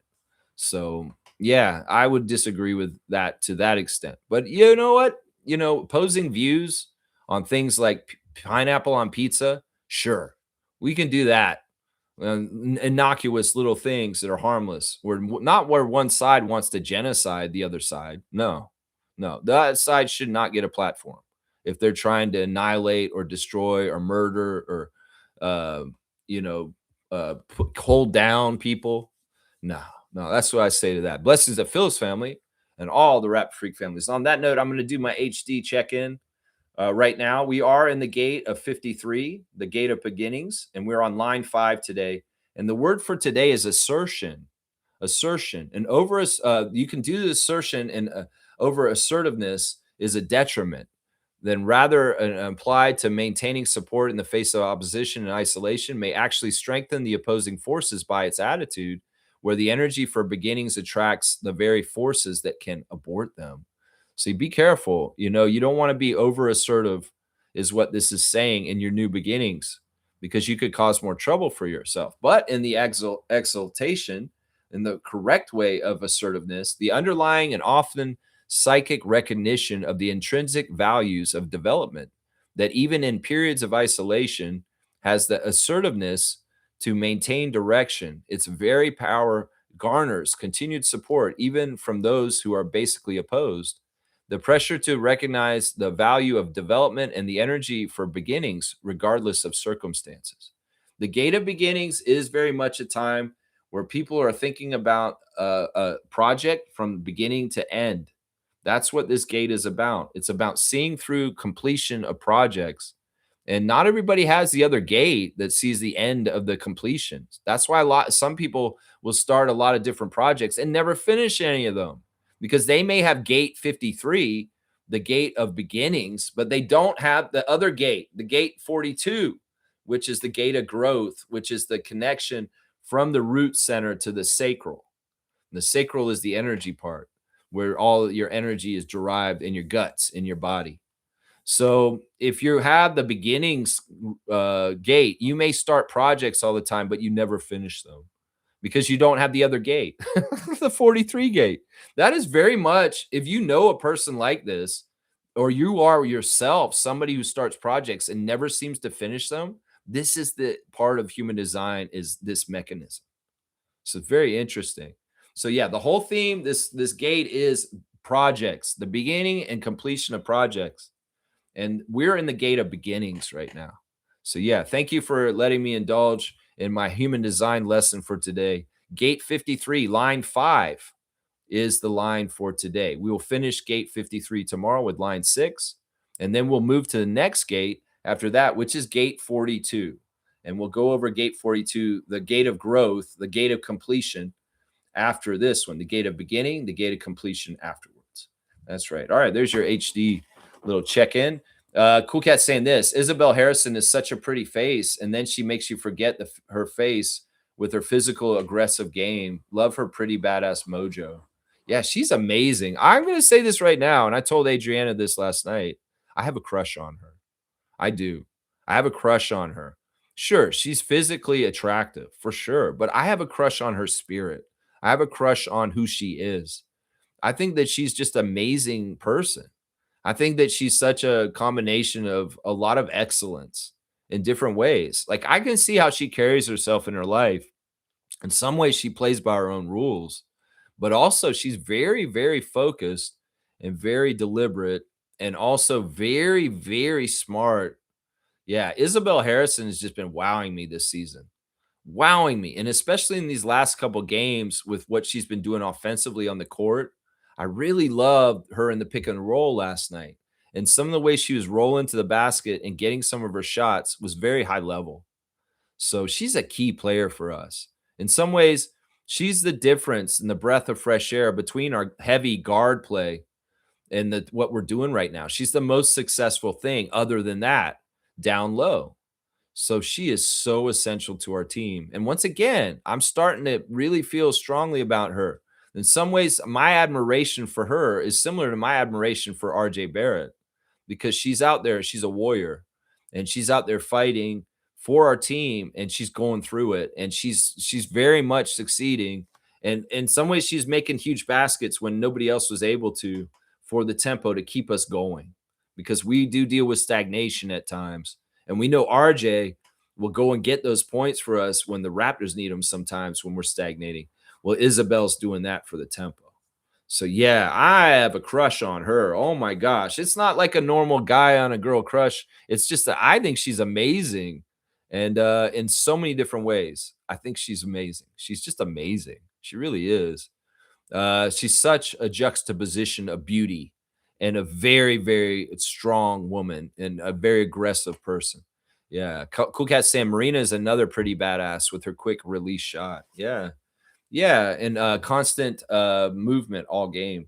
She is really working. And you can understand why she gets exhausted, because not only is she working on offense to move all around, she's a flurry of movement on defense too. She's always moving.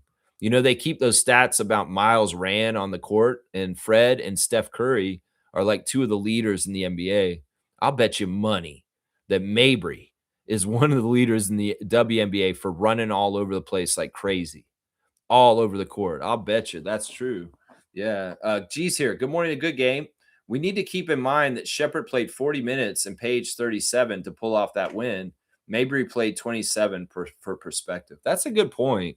Well, the refs didn't put them in foul trouble so that they had to be taken out. See, there are very simple ways refs can manipulate. And I'm going to say this. I feel like after years of watching the NBA, and watching their level of refs and really understanding how they can do insidious kind of manipulative things to guide the game to certain outcomes. The WNBA refs are not the same quality as the NBA refs, and I can see them even better for how they're shaping the games, and they're not as slick as Scott Foster and Mark Davis. Yeah, Tim Green, you're not as slick as Scott Foster. Tiara Cruz, you're not as slick as Scott Foster and Mark Davis, the two of y'all. No. And in some ways, I can read through and see exactly how, in some ways, they're holding the tempo back for sure right now. And it's crazy because we're already hurt. We're already a brand new team that barely has any gelling, and they still feel the need to make discrepancies in foul calling to hold the tempo back. This is crazy. This is crazy. We really do need to get more talented to overcome this, and we need more time to get more respect. Will this change over time? Are we like a rookie in the league where rookies get rookie calls because we're an expansion rookie team as our first year? Is that what's going on right now, Tim Green?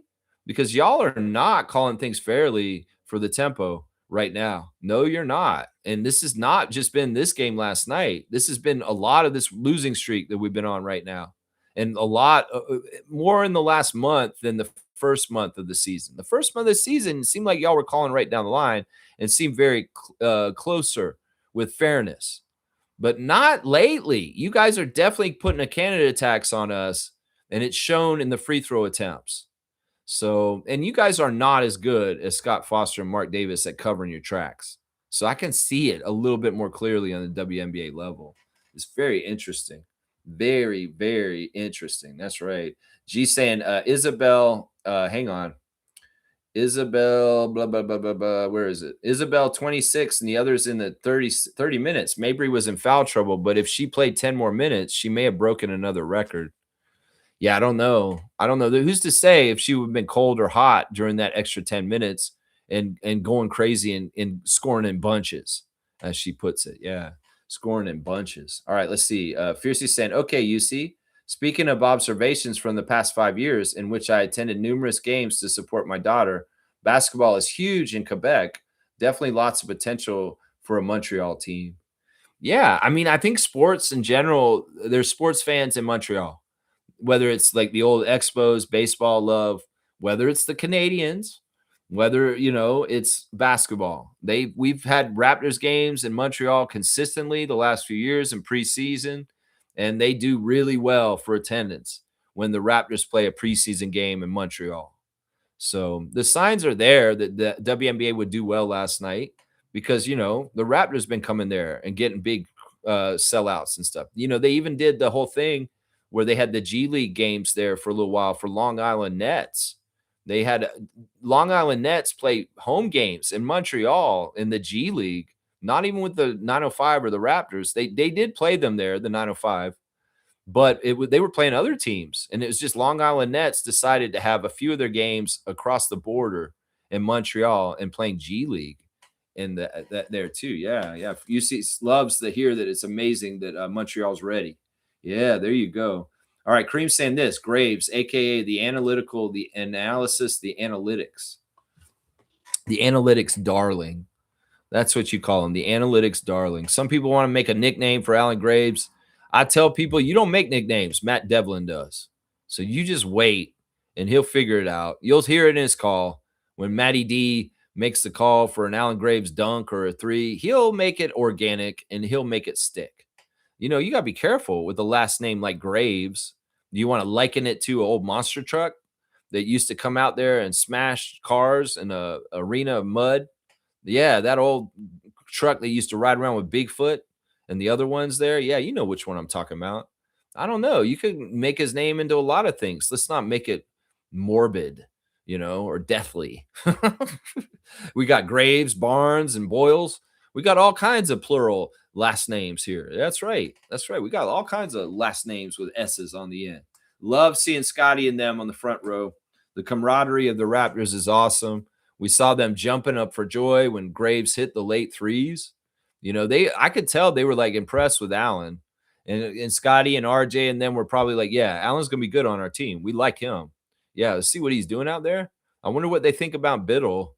Maybe they thought Biddle was kind of cool too. Who knows?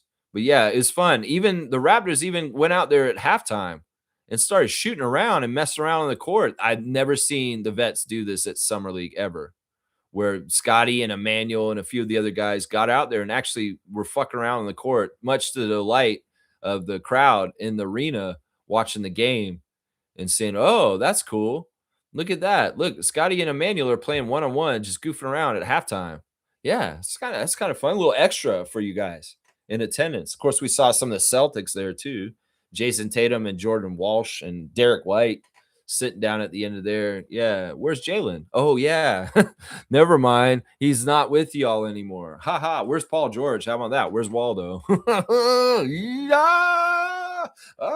Fiercey saying this. Fiercey Jr. was rooting for the UConn alumni. Okay. She was happy. I enjoyed watching Enrique live, but was cheering hard for the tempo. At times I was starting defense chants. Raptor Freak family would be proud of me. You go, Fiercey. That's what you do. That's right. You started it. You were the spark that lit the fire. You were like, let's go tempo, defense, defense. And people start getting behind you and echoing you. That's a big crowd. I'm sure y'all could get very loud with 20,000 people. Yeah, that's over twice what Coca-Cola Coliseum holds. That's right. Over twice. That's right. Mr. Greg saying Kayla was considering retiring after the 2025 season. Yeah, well, she hasn't played in the WNBA since the bubble. She played the last time in the WNBA when the bubble was happening in 2020. So it's like 5 years ago since she's been in WNBA action, playing overseas and being in a bunch of other places. Like I said, I think it was just the convenience of her being able to show up as a Canadian without any kind of problem with work papers or anything like that was part of the reason why they did this. Also, it's kind of cool that Kayla Alexander showed up for the first tempo game as a spectator. And now all of a sudden she's playing in the game for them at this point in the season. Yeah. Yeah. Mr. Greg saying, proud of you regardless, Fiercey, and so glad you enjoyed the game last night. Yeah. Yeah. Good job. And I'm sure that Fiercey Jr. had a blast. And that's the thing. This game is for her. This game is for her and her direction in life and future and inspiring her to try and go for goals and see how high she can get. That's right. That's what it is. It's about the future. That's the beautiful thing about the tempo and what it's inspiring across the country of Canada is for young girls to pick up the basketball and dream about something that's possible. Yeah, it's awesome. It's a great thing. It's a great thing. That's what it's all about. Fiercey Jr. being at the game last night. That's what it's all about right there. Yeah, Smooth saying this. Scotty seems very excited to play with Kawhi. He said that the two of them together is like taking candy from a baby. Yeah, that's the quote from last night with Scott. It always seems like the Summer League people always get Scott out of his shell with doing an interview. Whether it was Chris Haynes in years past, they had an interviewer saying, get Scotty over there. He'll do an interview. He doesn't like doing those interviews. But for some reason at Vegas, he'll do the sideline interview during the Summer League game. Of course, the tradition of the Raptors being there for the Summer League team and watching from the sideline is still there. And you can see we have way more Raptors showing up that are committed and want to be there. As far as 8 of our 15 players under contract were there sitting and the other, a bunch of them, other than 2, were in the game or hurt sitting out. Yeah. And how many Celtics were sitting over the other side? Maybe 4 or 5. Yeah. It's a commitment level. It's a commitment level to being there, right? G saying this. Yes, Graves was hustling in the end, but he threw the inbounds in and wish he was one of the guys to try and get the shot off.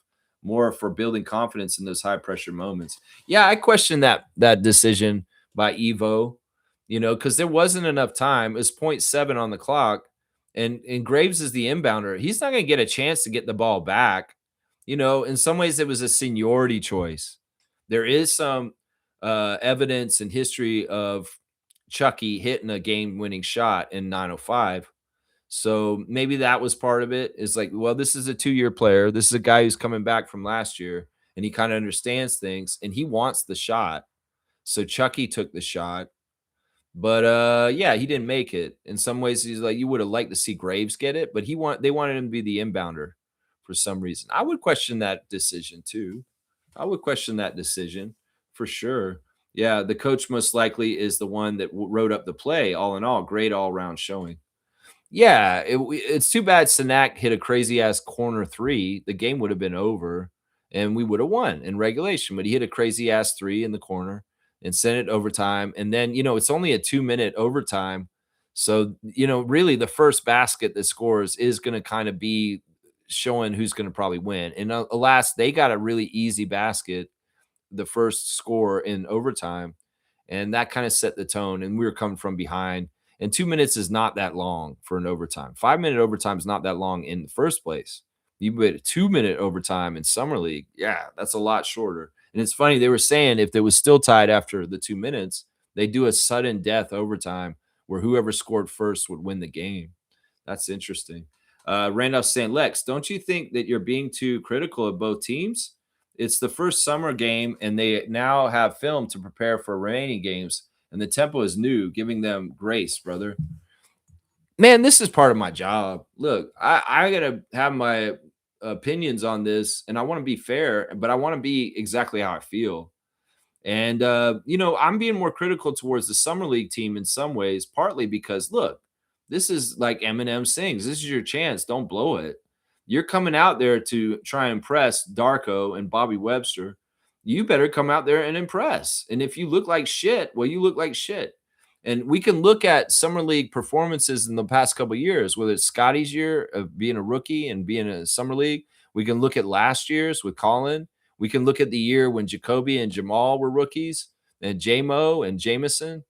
These were much better teams that performed at a high level. And this team last night was shot the bed. It was bad. This was a bad team. They didn't shoot well. And I mean, I'm just being fair about it. This is true. This was an ugly ass game. And to a degree, it just didn't look right for both teams. It was embarrassing for both the Celtics and the tempo. I mean, Celtics and the Raptors. The tempo, I can give way more credit because they're hurt. They're playing a very top team in the wings. They hung with them for most of the game, and they really only fell apart in the fourth quarter. So, I mean, I'm not on the tempo as bad for losing their game. In some ways, a lot of us expected them to lose to Dallas after the way the game on Sunday went. But to me, the Raptors in their summer league, these guys should be chomping at the bit to show their best effort ever and be on top of things. And these guys look like garbage. In some ways, a lot of the summer league roster is just not is a waste of the time. Waste of time. In some ways, it's like, yeah, they're here, they're getting a chance, but it's obvious they're not NBA players. So, I mean, I'm harsh. Sure, I'm harsh. And yeah, they just showed up together in a ballroom and been playing together for 3 days. I get that. But there's also a certain level of excellence where you're taking shots, you better make them. And there were way too many bricks. There were way too many misses. And in some ways, I just wanted to see excellence like Alan Graves was showing. I wanted to see at least 3 or 4 other guys on the Raptors Summer League team showing excellence. And well, Murray-Boyles was out there. I'm sure he would have been playing at the right level. Elijah Martin, well, it's not for sure, but it's probably likely he would have been playing very ethically and strong also. That's the difference there. I mean, maybe I'm being harsh. Maybe I'm being harsh. I don't think what the tempo did is that awful. I think that they played a very good game for the most part. It's just that they didn't have enough for the whole 40 minutes, and the fourth quarter fell flat. And 10 points in the fourth quarter is very symbolic of that. Very symbolic. So yeah, they're new. You're right. I'll give the tempo grace, but I'll tell these guys in Vegas, you don't have much time. You need to do this shit now. You need to do this shit now. Reggie's saying this. I never take things out of summer league games. Can't take it seriously. I'm more interested in training camp. That's where it gets real. Preseason, training camp. Yeah. I mean, these are first looks, right? These are first looks. We first look at Alan Graves. Looks great. Looks great. Biddle, There's some promise there. Colin Murray-Boyles, I wish he had played because I wanted to see this new idea of him being a ball handler and being a distributor and having the ball in his hand more that Evo was describing. But alas, there was a late scratch on both of them because they're hurt. Now they're going to play Houston today. So could it be possible that they're going to show up and play against them today because it's a back-to-back and they didn't want them to play? Real quick, I'm going to go over the Houston Rockets Summer League roster. They'll be playing tonight at 9:30 Eastern. So if you want to watch the Raptors in Summer League again, well, you can watch them tonight, 9:30 against Houston Rockets. So their team, the Houston Rockets, they don't have a full lineup. It's really interesting. It looks like they only have 12 players. They got Quaidar Copeland, who's from NC State. He's undrafted. He's a shooting guard. Bruce Thornton, who's from Ohio State. He was drafted by the Knicks this year or last year. Was he drafted this year? Why is he on the Rockets Summer League team then? That's weird. David Kasarian. I'm not sure where he's from. He's 23 years old. He's a wing. Michael Foster Jr. from the G League Ignite. He's also from CBL. He's a player that has played in the CBL in the Canadian Elite Basketball League. Ben Middlebrooks of NC State also. He's a power forward.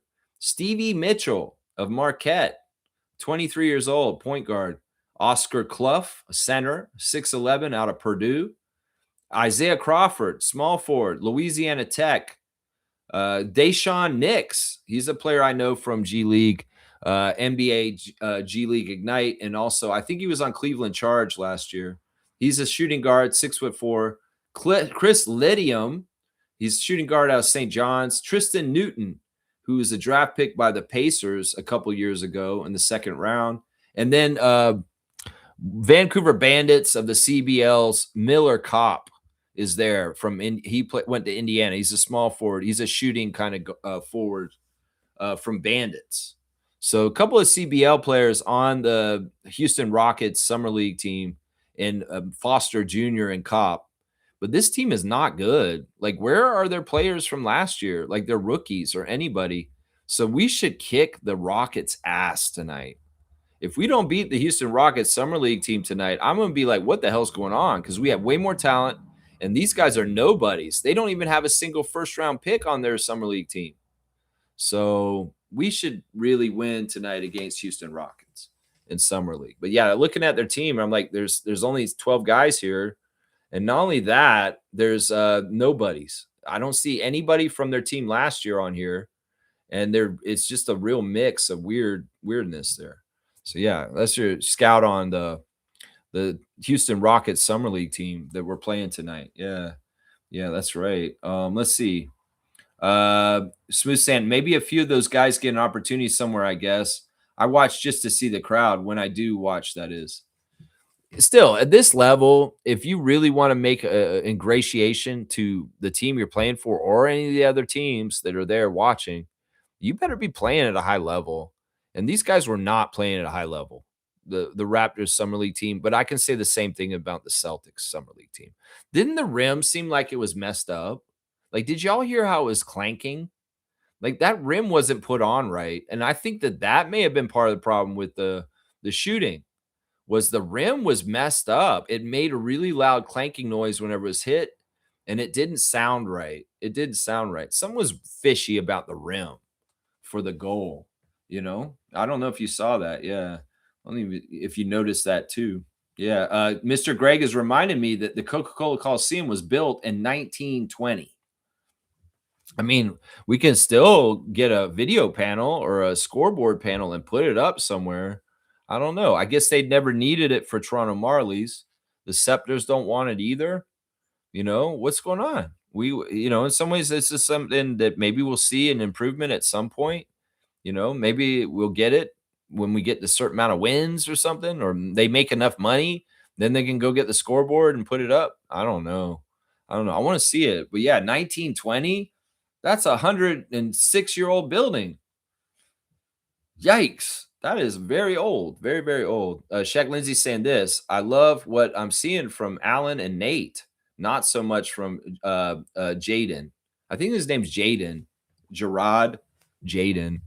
Yeah, Jaden Bradley looked lost, and he didn't look very good in any kind of way. He had opportunities to go to the basket, and he flubbed it.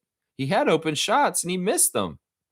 He didn't get teammates involved as a point guard. He was just a dud all around. Well, first impressions matter. Alan Graves has a great one. Jaden Bradley, not so much.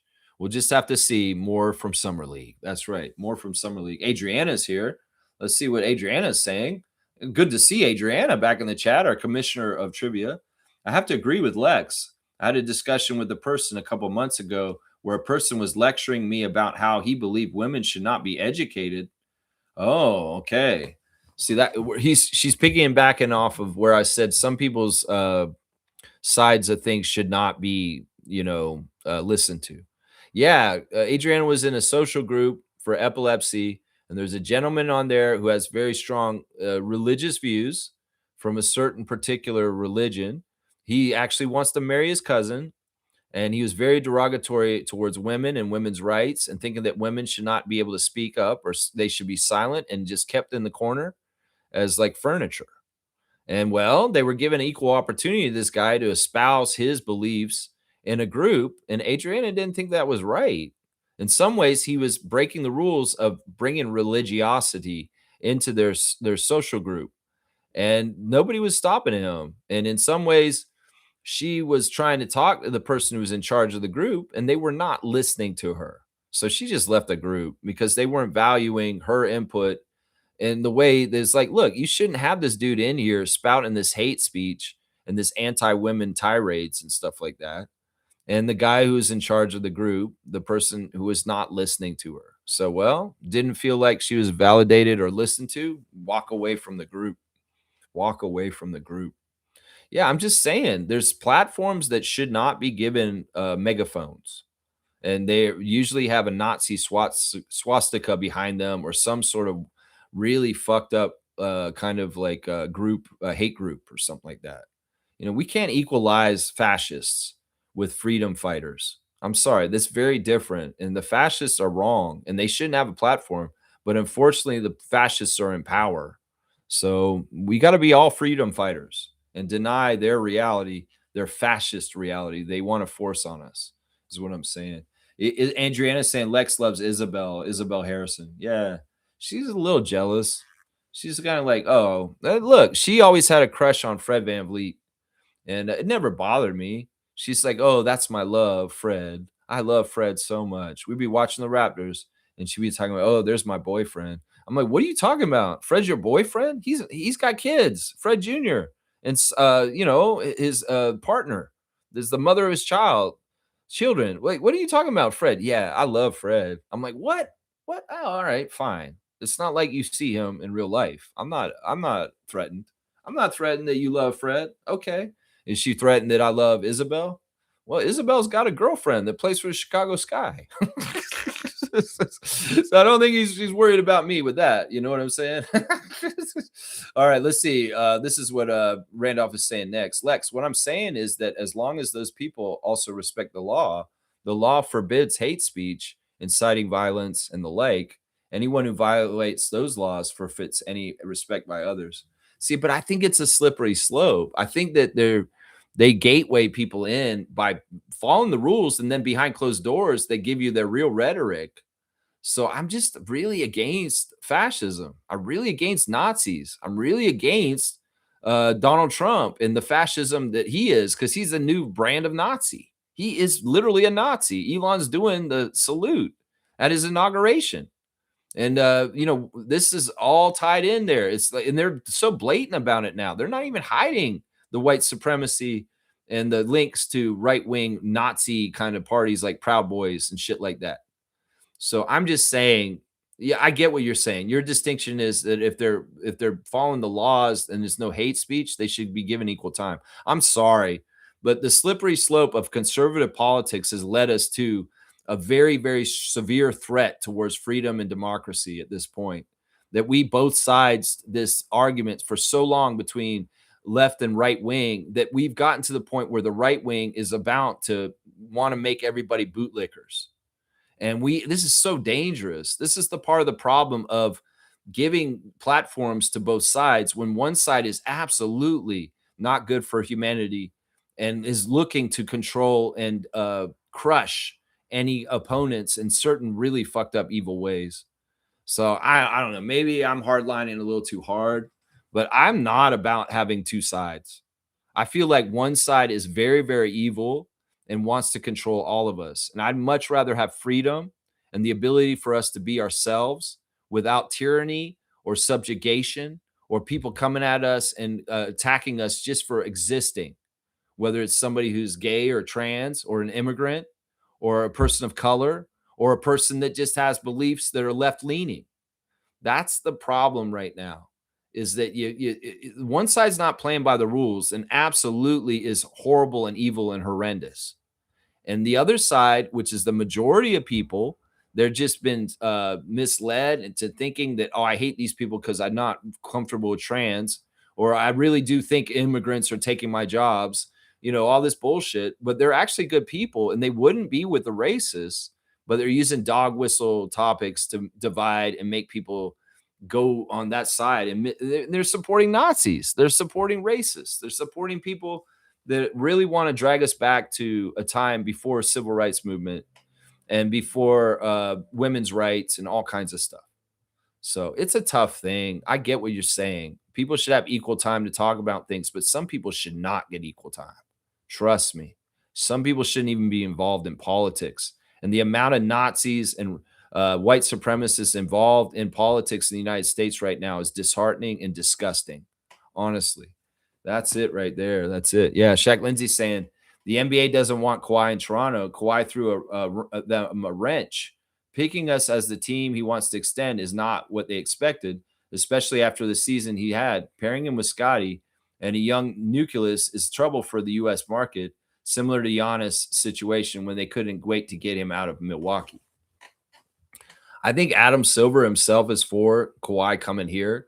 I think that the right people are for it, but the opponents of the Raptors are not, and they're the ones who raised the stink and made it so, yeah, aspiration has to be figured out. We went over this very in detail yesterday, but yeah, that's basically what I'm gleaning from this, is why all of a sudden is this a big deal to hold up the trade?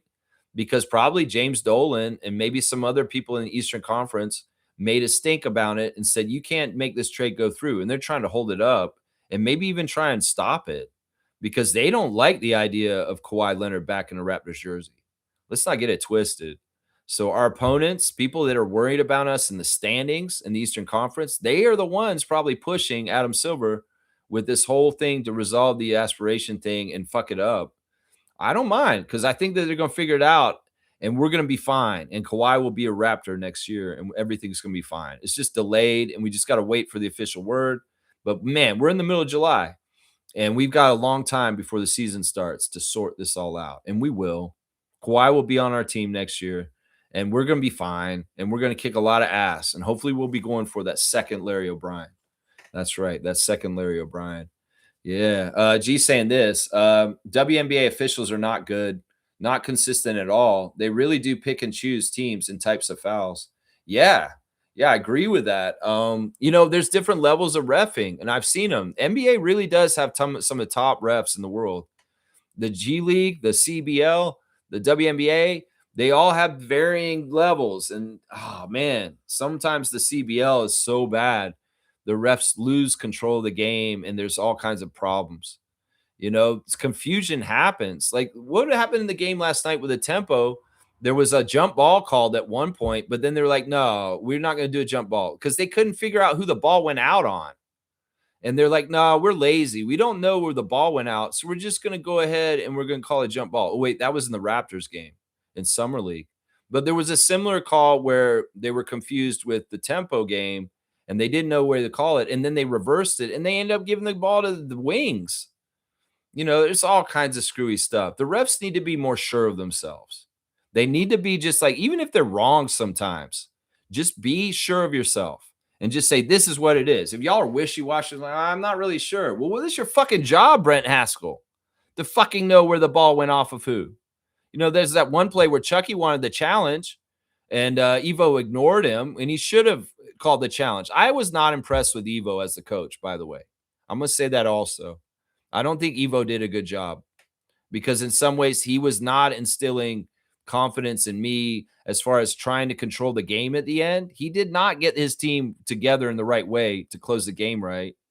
And he did not back up Hepburn when Hepburn obviously did not touch the ball and the ball went off of the Celtics. And the refs just set out on us and gave the ball to Celtics. And Chucky was going like this to Evo. Evo's ignoring him. So I was not impressed with Evo. I felt like Evo was not very good in his first coaching job on the Summer League just now. Well, he's got time. Show me something better, Coach Evo. Because, man, you didn't coach this team right. In some ways, you flumbled this game with not doing things right. Like even questioning Allen Graves on the inbounds, like we said earlier. Like, why the fuck was Allen inbounding the ball when he should be catching the ball to take the three? He was your best three-point shooter in the game. And you're fucking having him inbounds the ball? Yeah, some of the decisions by Coach Evo were not very good last night. And you should have trusted Chucky. I'll tell you right now, if Drew Jones was coaching the team and Chucky Hepburn went like this, he would have listened to him and he would have immediately trusted his player and said, yeah, we're calling a challenge on that. It's not out of bounds because that was an easy challenge to win. And Evo didn't trust him and he ignored him. So, yeah, I'm not totally impressed with Coach Evo. He may be a very good assistant coach, but he may be like Eric Curry.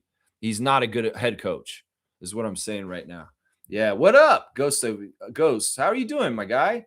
How you doing? What up? What up? What's going on? What's going on? He's saying they're saying Toronto doesn't want Kawhi if he comes loaded with a bunch of legal troubles. No, we do. It's just the legal troubles will be for him to deal with himself. We don't need to deal with them. And the legal troubles will be heavy on the Clippers.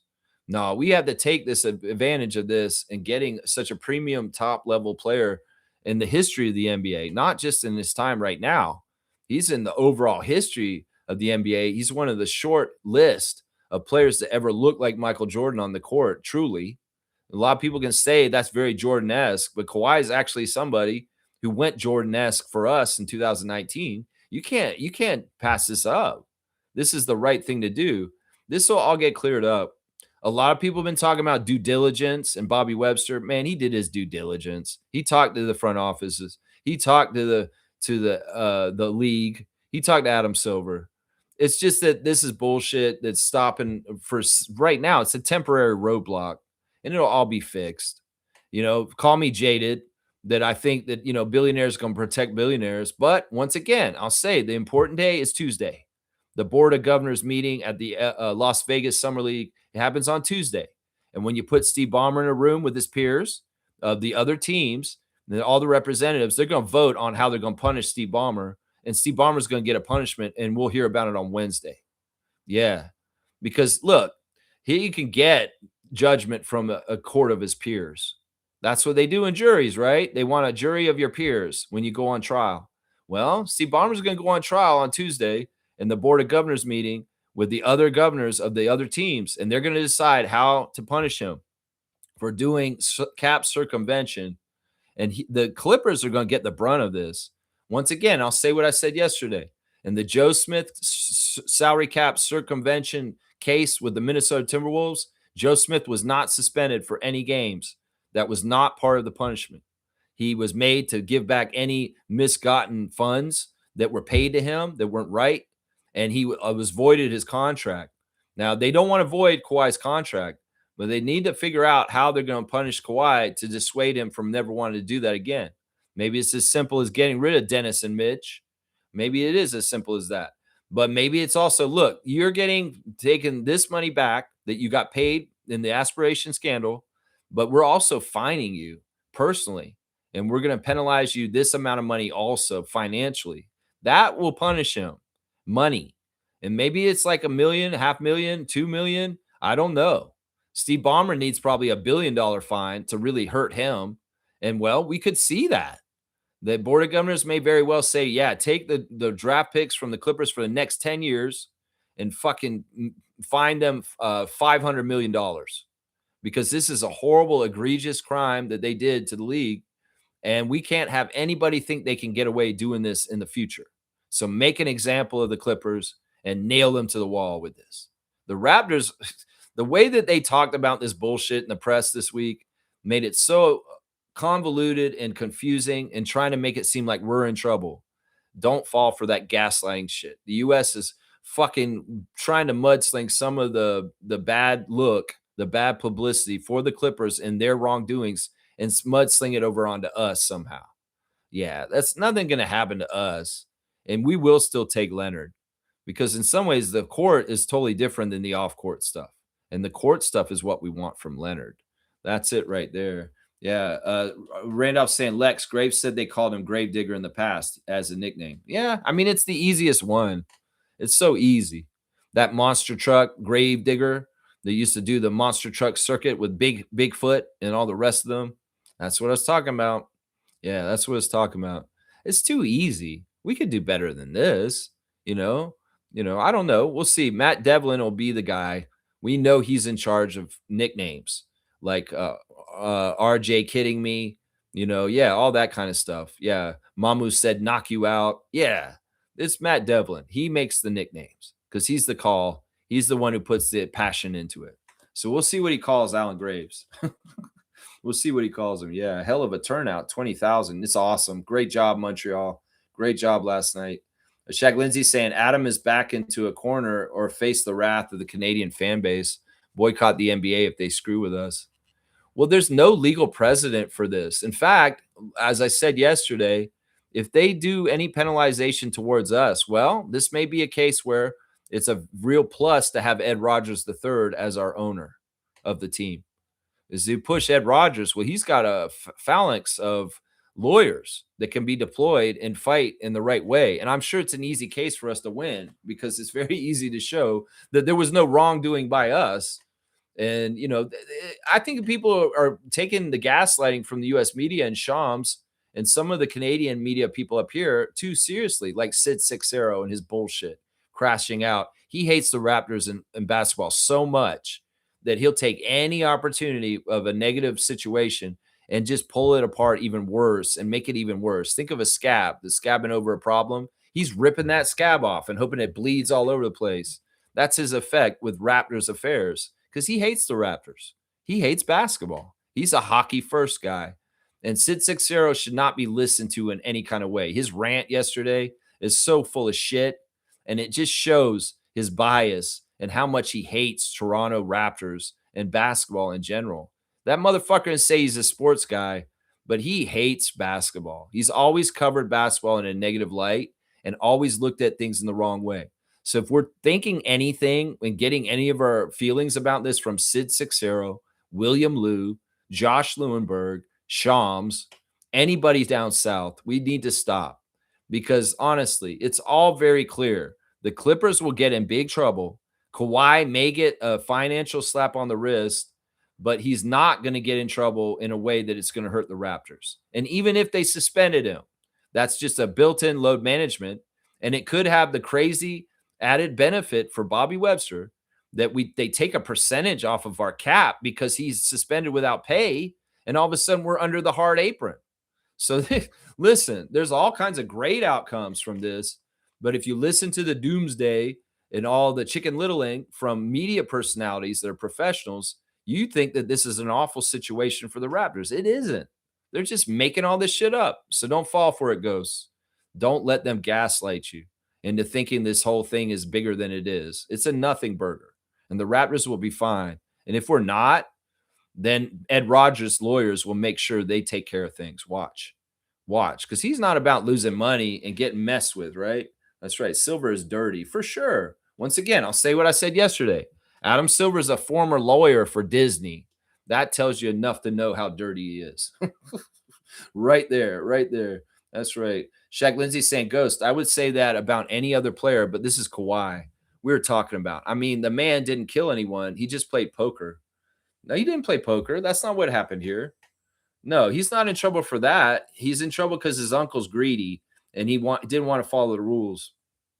In some ways, we can make the assumption that Kawhi really wasn't a part of this. It's just Uncle Dennis's personality and him being a fucking jackass and fucking up his nephew's life.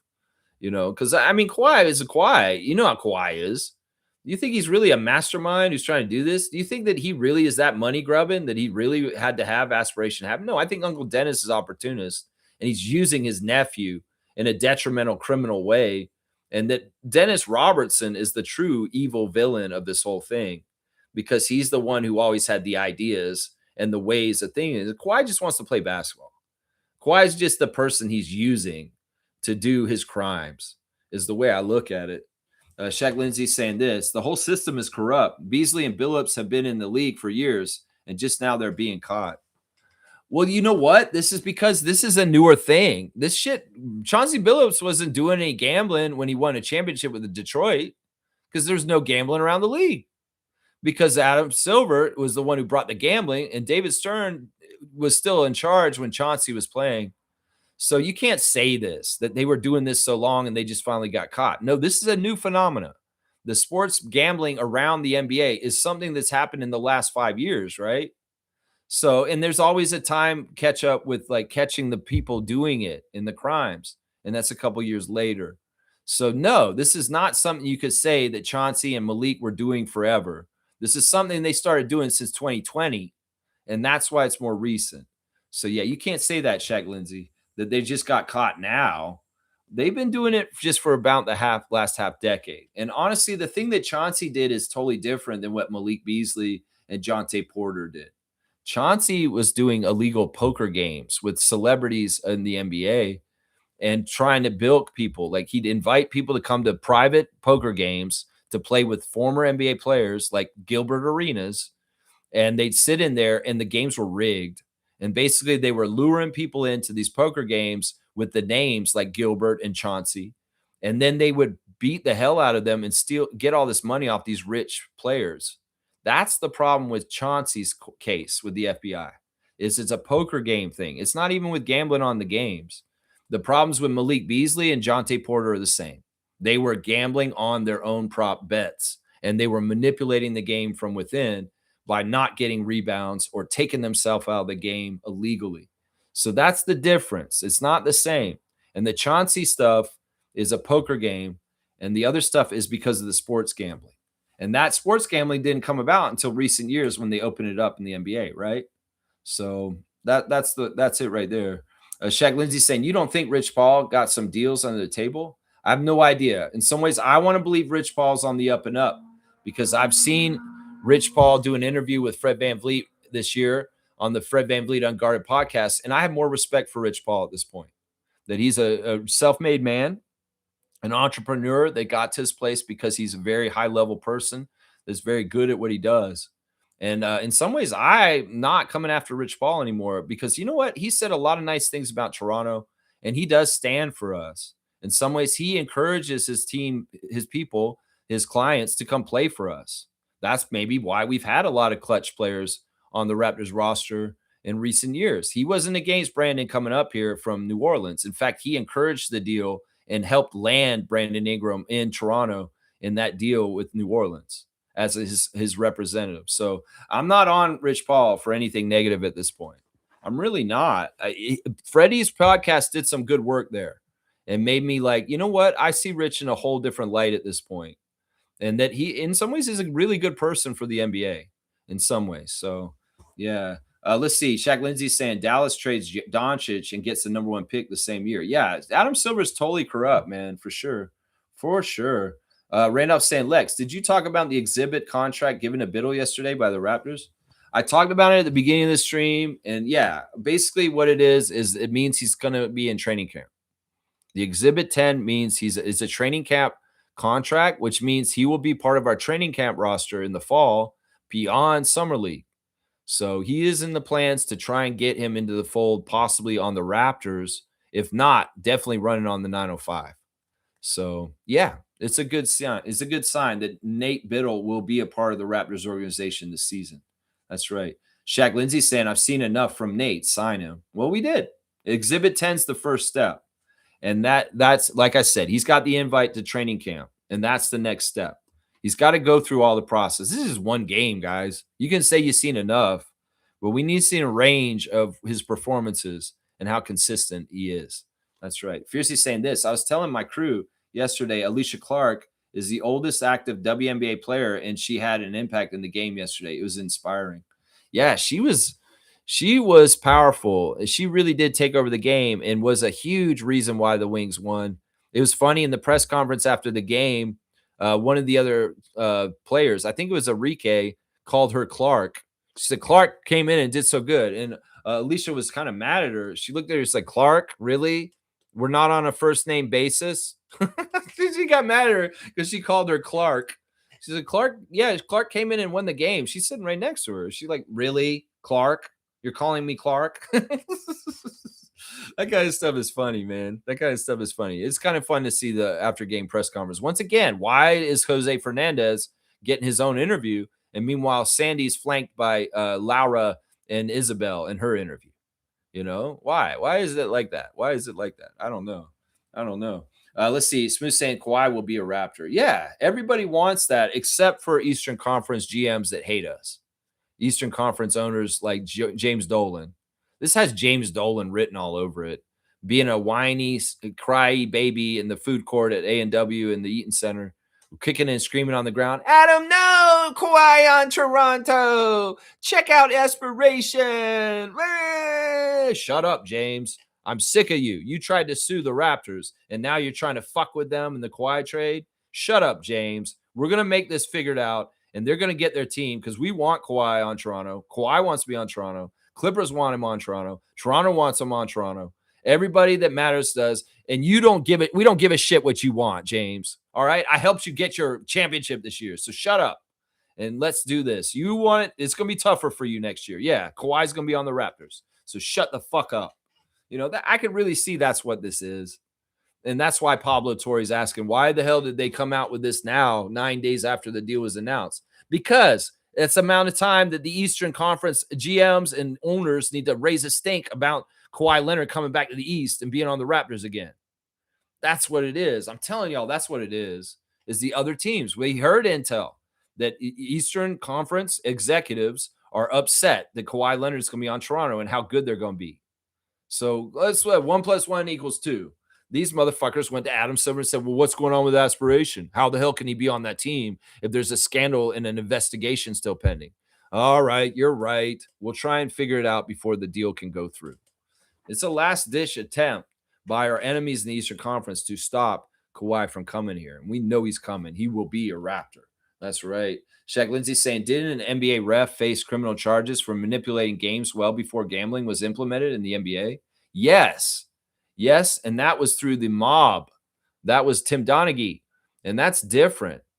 Look, if there was some sort of shady ass shit going on with players before organized, before gambling was legal, you know, that was all under the rug and part of the seedy underbelly of it that nobody knew about.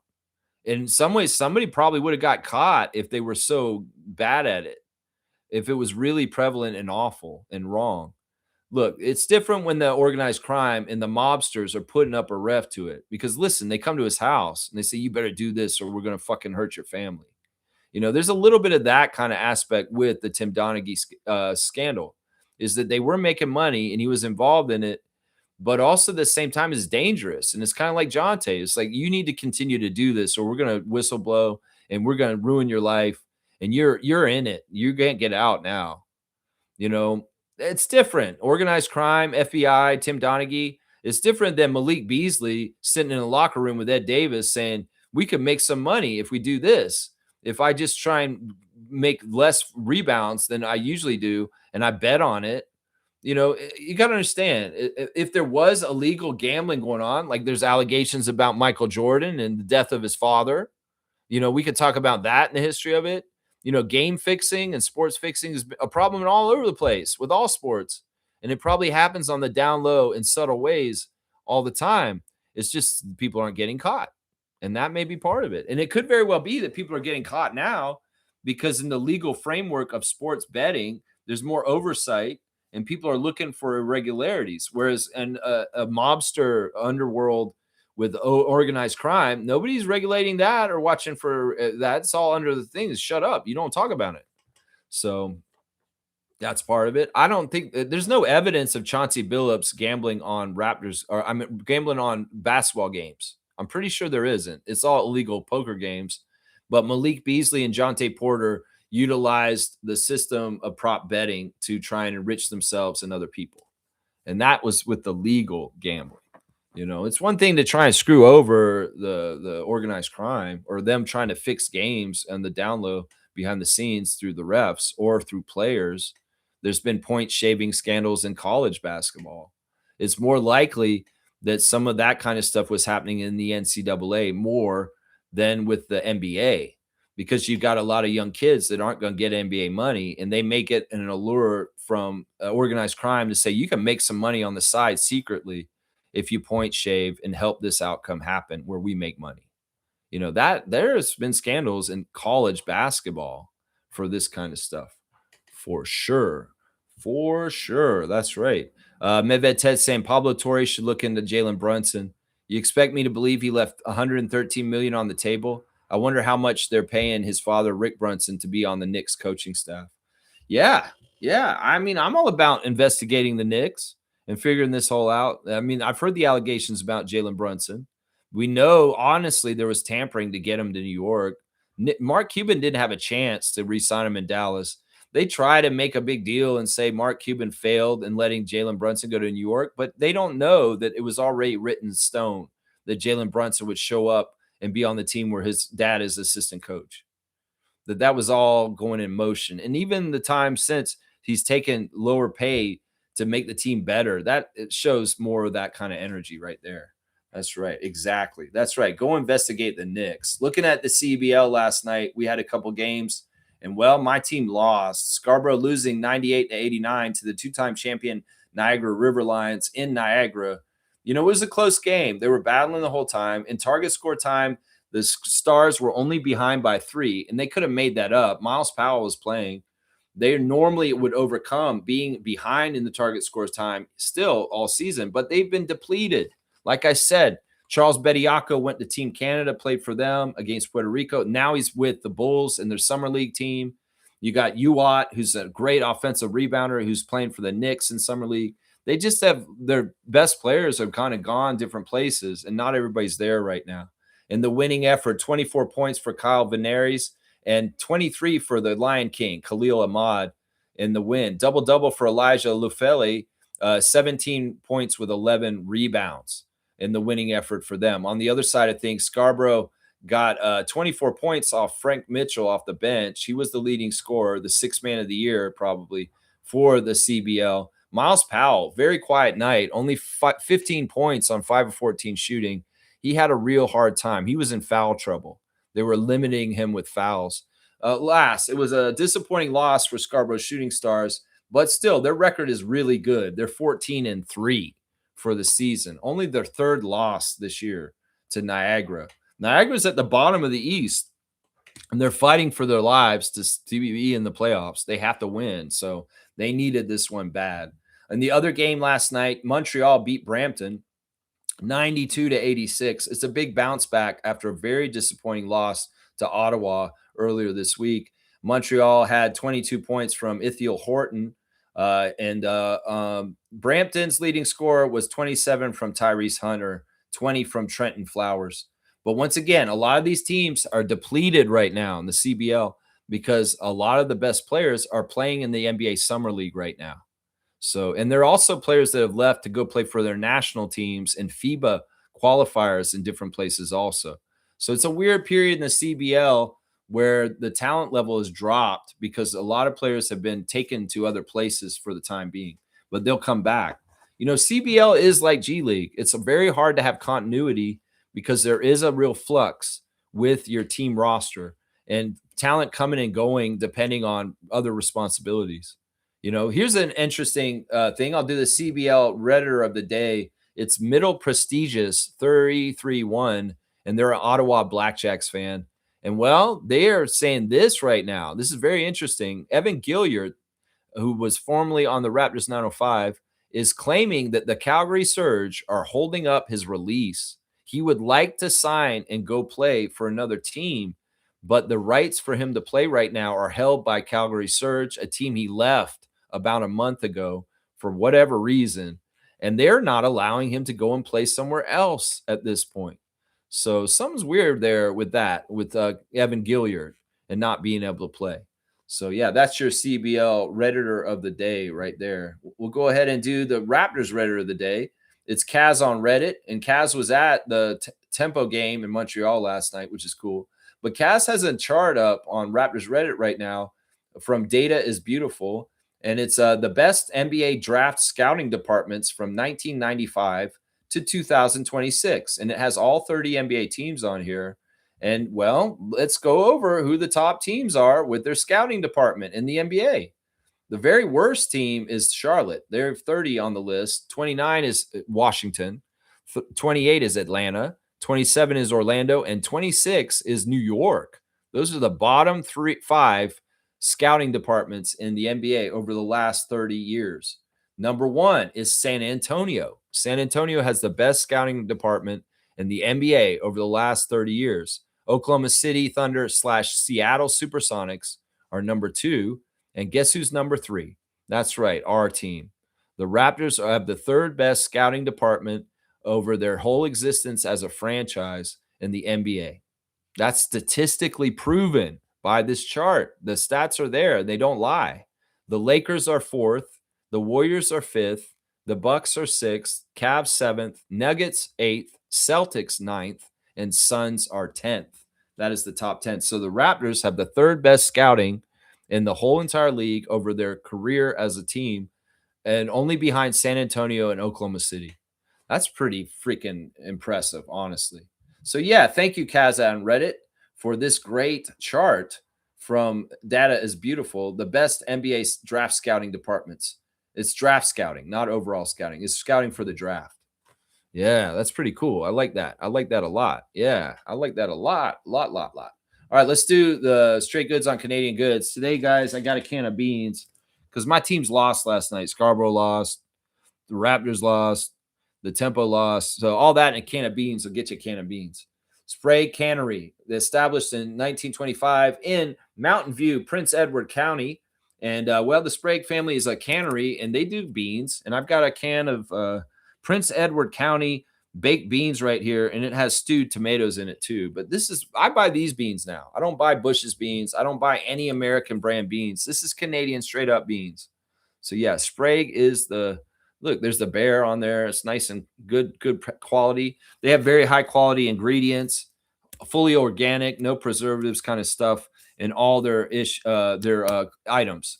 So if you see the name Sprague and it's a can of beans, or there's other items that they actually sell. They got things like they've got chili, they've got different soups, they've got a curry soup, they've got tomato soup, they've got Caribbean black bean soup, they've got lentil soup.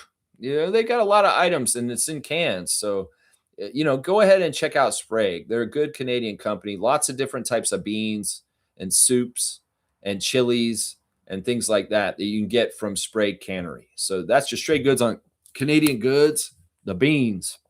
This is your bean company if you want to support Canada. There it is right there. Produced in Canada. That's right. All right, there's your straight goods on Canadian goods. Let's keep moving through the tabs and see where I'm at now. All right, I've done all the Redditors of the day. Let's see if there's any breaking news since I've been on the air. Something like this and that. Let's see. Michael Grange is praising Alan Graves. That makes sense. There's nothing really of note there. Let's do the birthday real quick. Happy birthday to one-time Raptor, Rod Strickland. Rod Strickland's birthday today. He's 60 years old today, guys.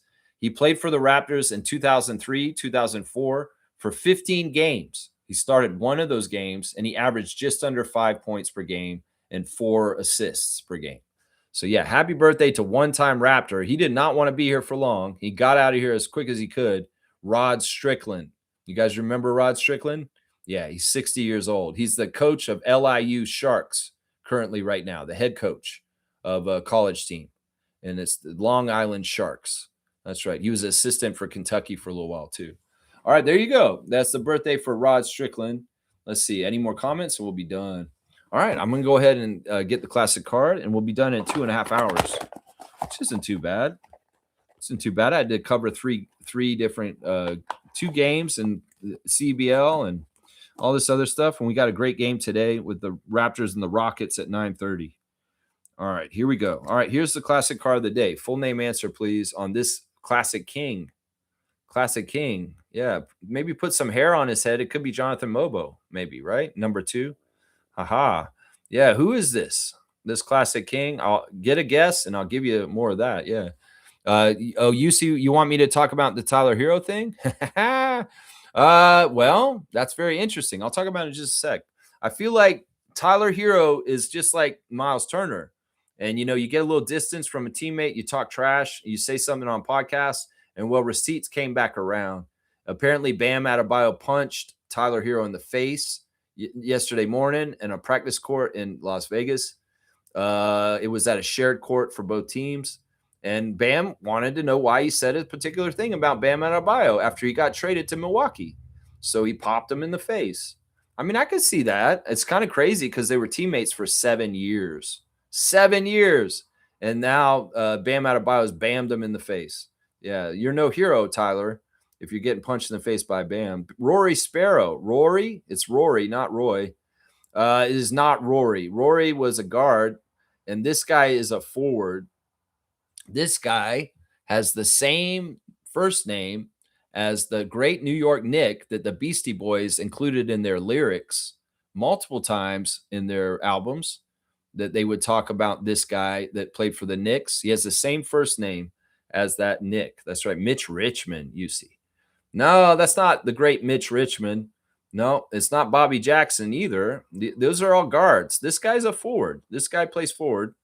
He does not play guard. So you guys are naming guards, Rory Sparrow, Mitch Richmond, and Bobby Jackson. No, this guy's last name is the same last name as one of the Raptors broadcasters that we see in the in-studio sitting with Brad Fay. Ugh. Oh, Brad Fay, barf. Ugh. His last name's the same as one of the two guys that sits in the studio with Brad Fay, barf, on Sportsnet. Ugh, barf. Ugh. His first name is the name of a Knicks legend that the Beastie Boys include in their lyrics and their albums, especially on Paul's Boutique. I think they talked about this player in Paul's Boutique and also in the album with So What You Want. Yeah. So yeah, and maybe even on the Ill Communication album, I think they talk about this player. He's one of their favorite players, the Knicks, and that player. Lionel Simmons? No, it's not Lionel Simmons. It's a good guess. That is a former King and a forward, so that's a better guess, but it's not Lionel Simmons. First name, Beastie Boys lyric person, and last name, a co-host on Sportsnet's in-studio show that sits there with Brad Fay, and we see in the studio when we watch Raptors games on Sportsnet. So yeah, that should be a good clue right there if you can piece it together. Yeah, who did the Beastie Boys sing about that was on the Knicks and their lyrics? Sometimes, if you're familiar with the Beastie Boys, where's Paul B? He would know the answer to this. He knows exactly who I'm talking about immediately. Is who that would be. So his first name is the name of that Knick, and his last name is the name of Brad Fay's studio partner that is formerly played for the Raptors. I mean, that's easy there. You can figure it out. There's only two names you could think about. Well, it's either that name of the guy in the middle, or it's the other guy on the other end from Brad. And what are those two last names? So you got the last name easy from two choices. If you know the Sportsnet studio hosts for Raptors games, who's sitting in there with Brad Fay? And what's their last names? That should give it away right there. Who am I? Who am I? Tyus Edney. Wow. You went even smaller. No, that's a very small point guard, Tyus Edney. And it is not Tyus Edney. No, it is not. It is not. You went the wrong direction. This guy's a small forward, maybe even a power forward at times. Yeah, he's probably a power forward, actually, especially in today's standards. Who's the Knick that the Beastie Boys would have in their lyrics? That they would rap and they'd be singing a song and they'd be like, and they'd be say something like this person, because it rhymed real well. Yeah. You don't know much of any Kings players. I'm surprised like DZ hasn't taken another shot at this and understood this from my clues. The easiest way to get this is to figure out who Brad Fay's co-hosts are, guys. You know who the two guys are in the studio with Brad Fay. Come on now. What are their last names? And then work from there. because there's only two guys there. One of them was a Canadian guy who never made the NBA, and the other one is a former Raptor who played at the University of Florida. And well, what are their two last names? Figure out a player from those two last names, and maybe you can figure out, man, we got to get out of here. We're already 5 minutes past our cutoff. You guys are too slow on this. You're missing the buzzer. You're gonna miss the game. There you go. Slug DZ figured it out. The player I was talking about was Anthony Mason. The Beastie Boys love putting Anthony Mason's name in songs, and Matt Bonner is the Red Rocket. It is Anthony Bonner. That's exactly right. Good job, Slug DZ. Better late than never is what I'll say, because that took so long. In some ways, it's annoying. 200 points for the classic card, and well, Slug DZ has 3 days in a row now with the classic card win. So yeah, three day streak for Slug DZ on the classic card, and all 200s too. You know what? With this 200, Slug DZ, you have taken the lead in the Raptor Freak trivia standings overall. Fiercey was ahead before you got these 200 points, and I'll tell you exactly what the score is right now. It is, let me see, I'm going to add the 200, and you're going to jump ahead of her for number one. Fiercey has, oh, come on, load. This computer is so slow right now. Fiercey has 1,550 points, and you had 1,500 points before that. Now you have 1,700. So you're ahead by 150 points ahead of Fiercey for the lead overall. So Slug DZ is now our trivia leader as of just now, getting that classic card. He just passed Fiercey. Yeah, Seymour's in third at 1,250. Stargate's got 1,150, and Ken A's got 900. That's the top 5 so far for the trivia. All right, I'm going to get out of here. Let me wrap it up real quick. The Raptors lost, the Tempo lost, the Scarborough Shooting Stars lost, and I'm sad. My stars of the game for the Tempo game were Laura Yaskeda, Marina Mabry, and Isabel Harrison. My stars of the game for the Summer League game for the Raptors against the Celtics, Alan Graves, Nate Biddle, and Nimari Burnett. And well, we're going to play Houston tonight at 9:30 in Summer League in Vegas. So check that game out tonight, and we'll react to it tomorrow, along with a preview of the Tempo versus the Liberty in Montreal for game number 2 in Montreal, 3 p.m. tip-off for the game tomorrow in Montreal. All right, I'll see y'all tomorrow. Thanks for watching the Raptor Freak stream, Tempo Freak stream, and I hope everybody has a good Saturday. Let's go Toronto.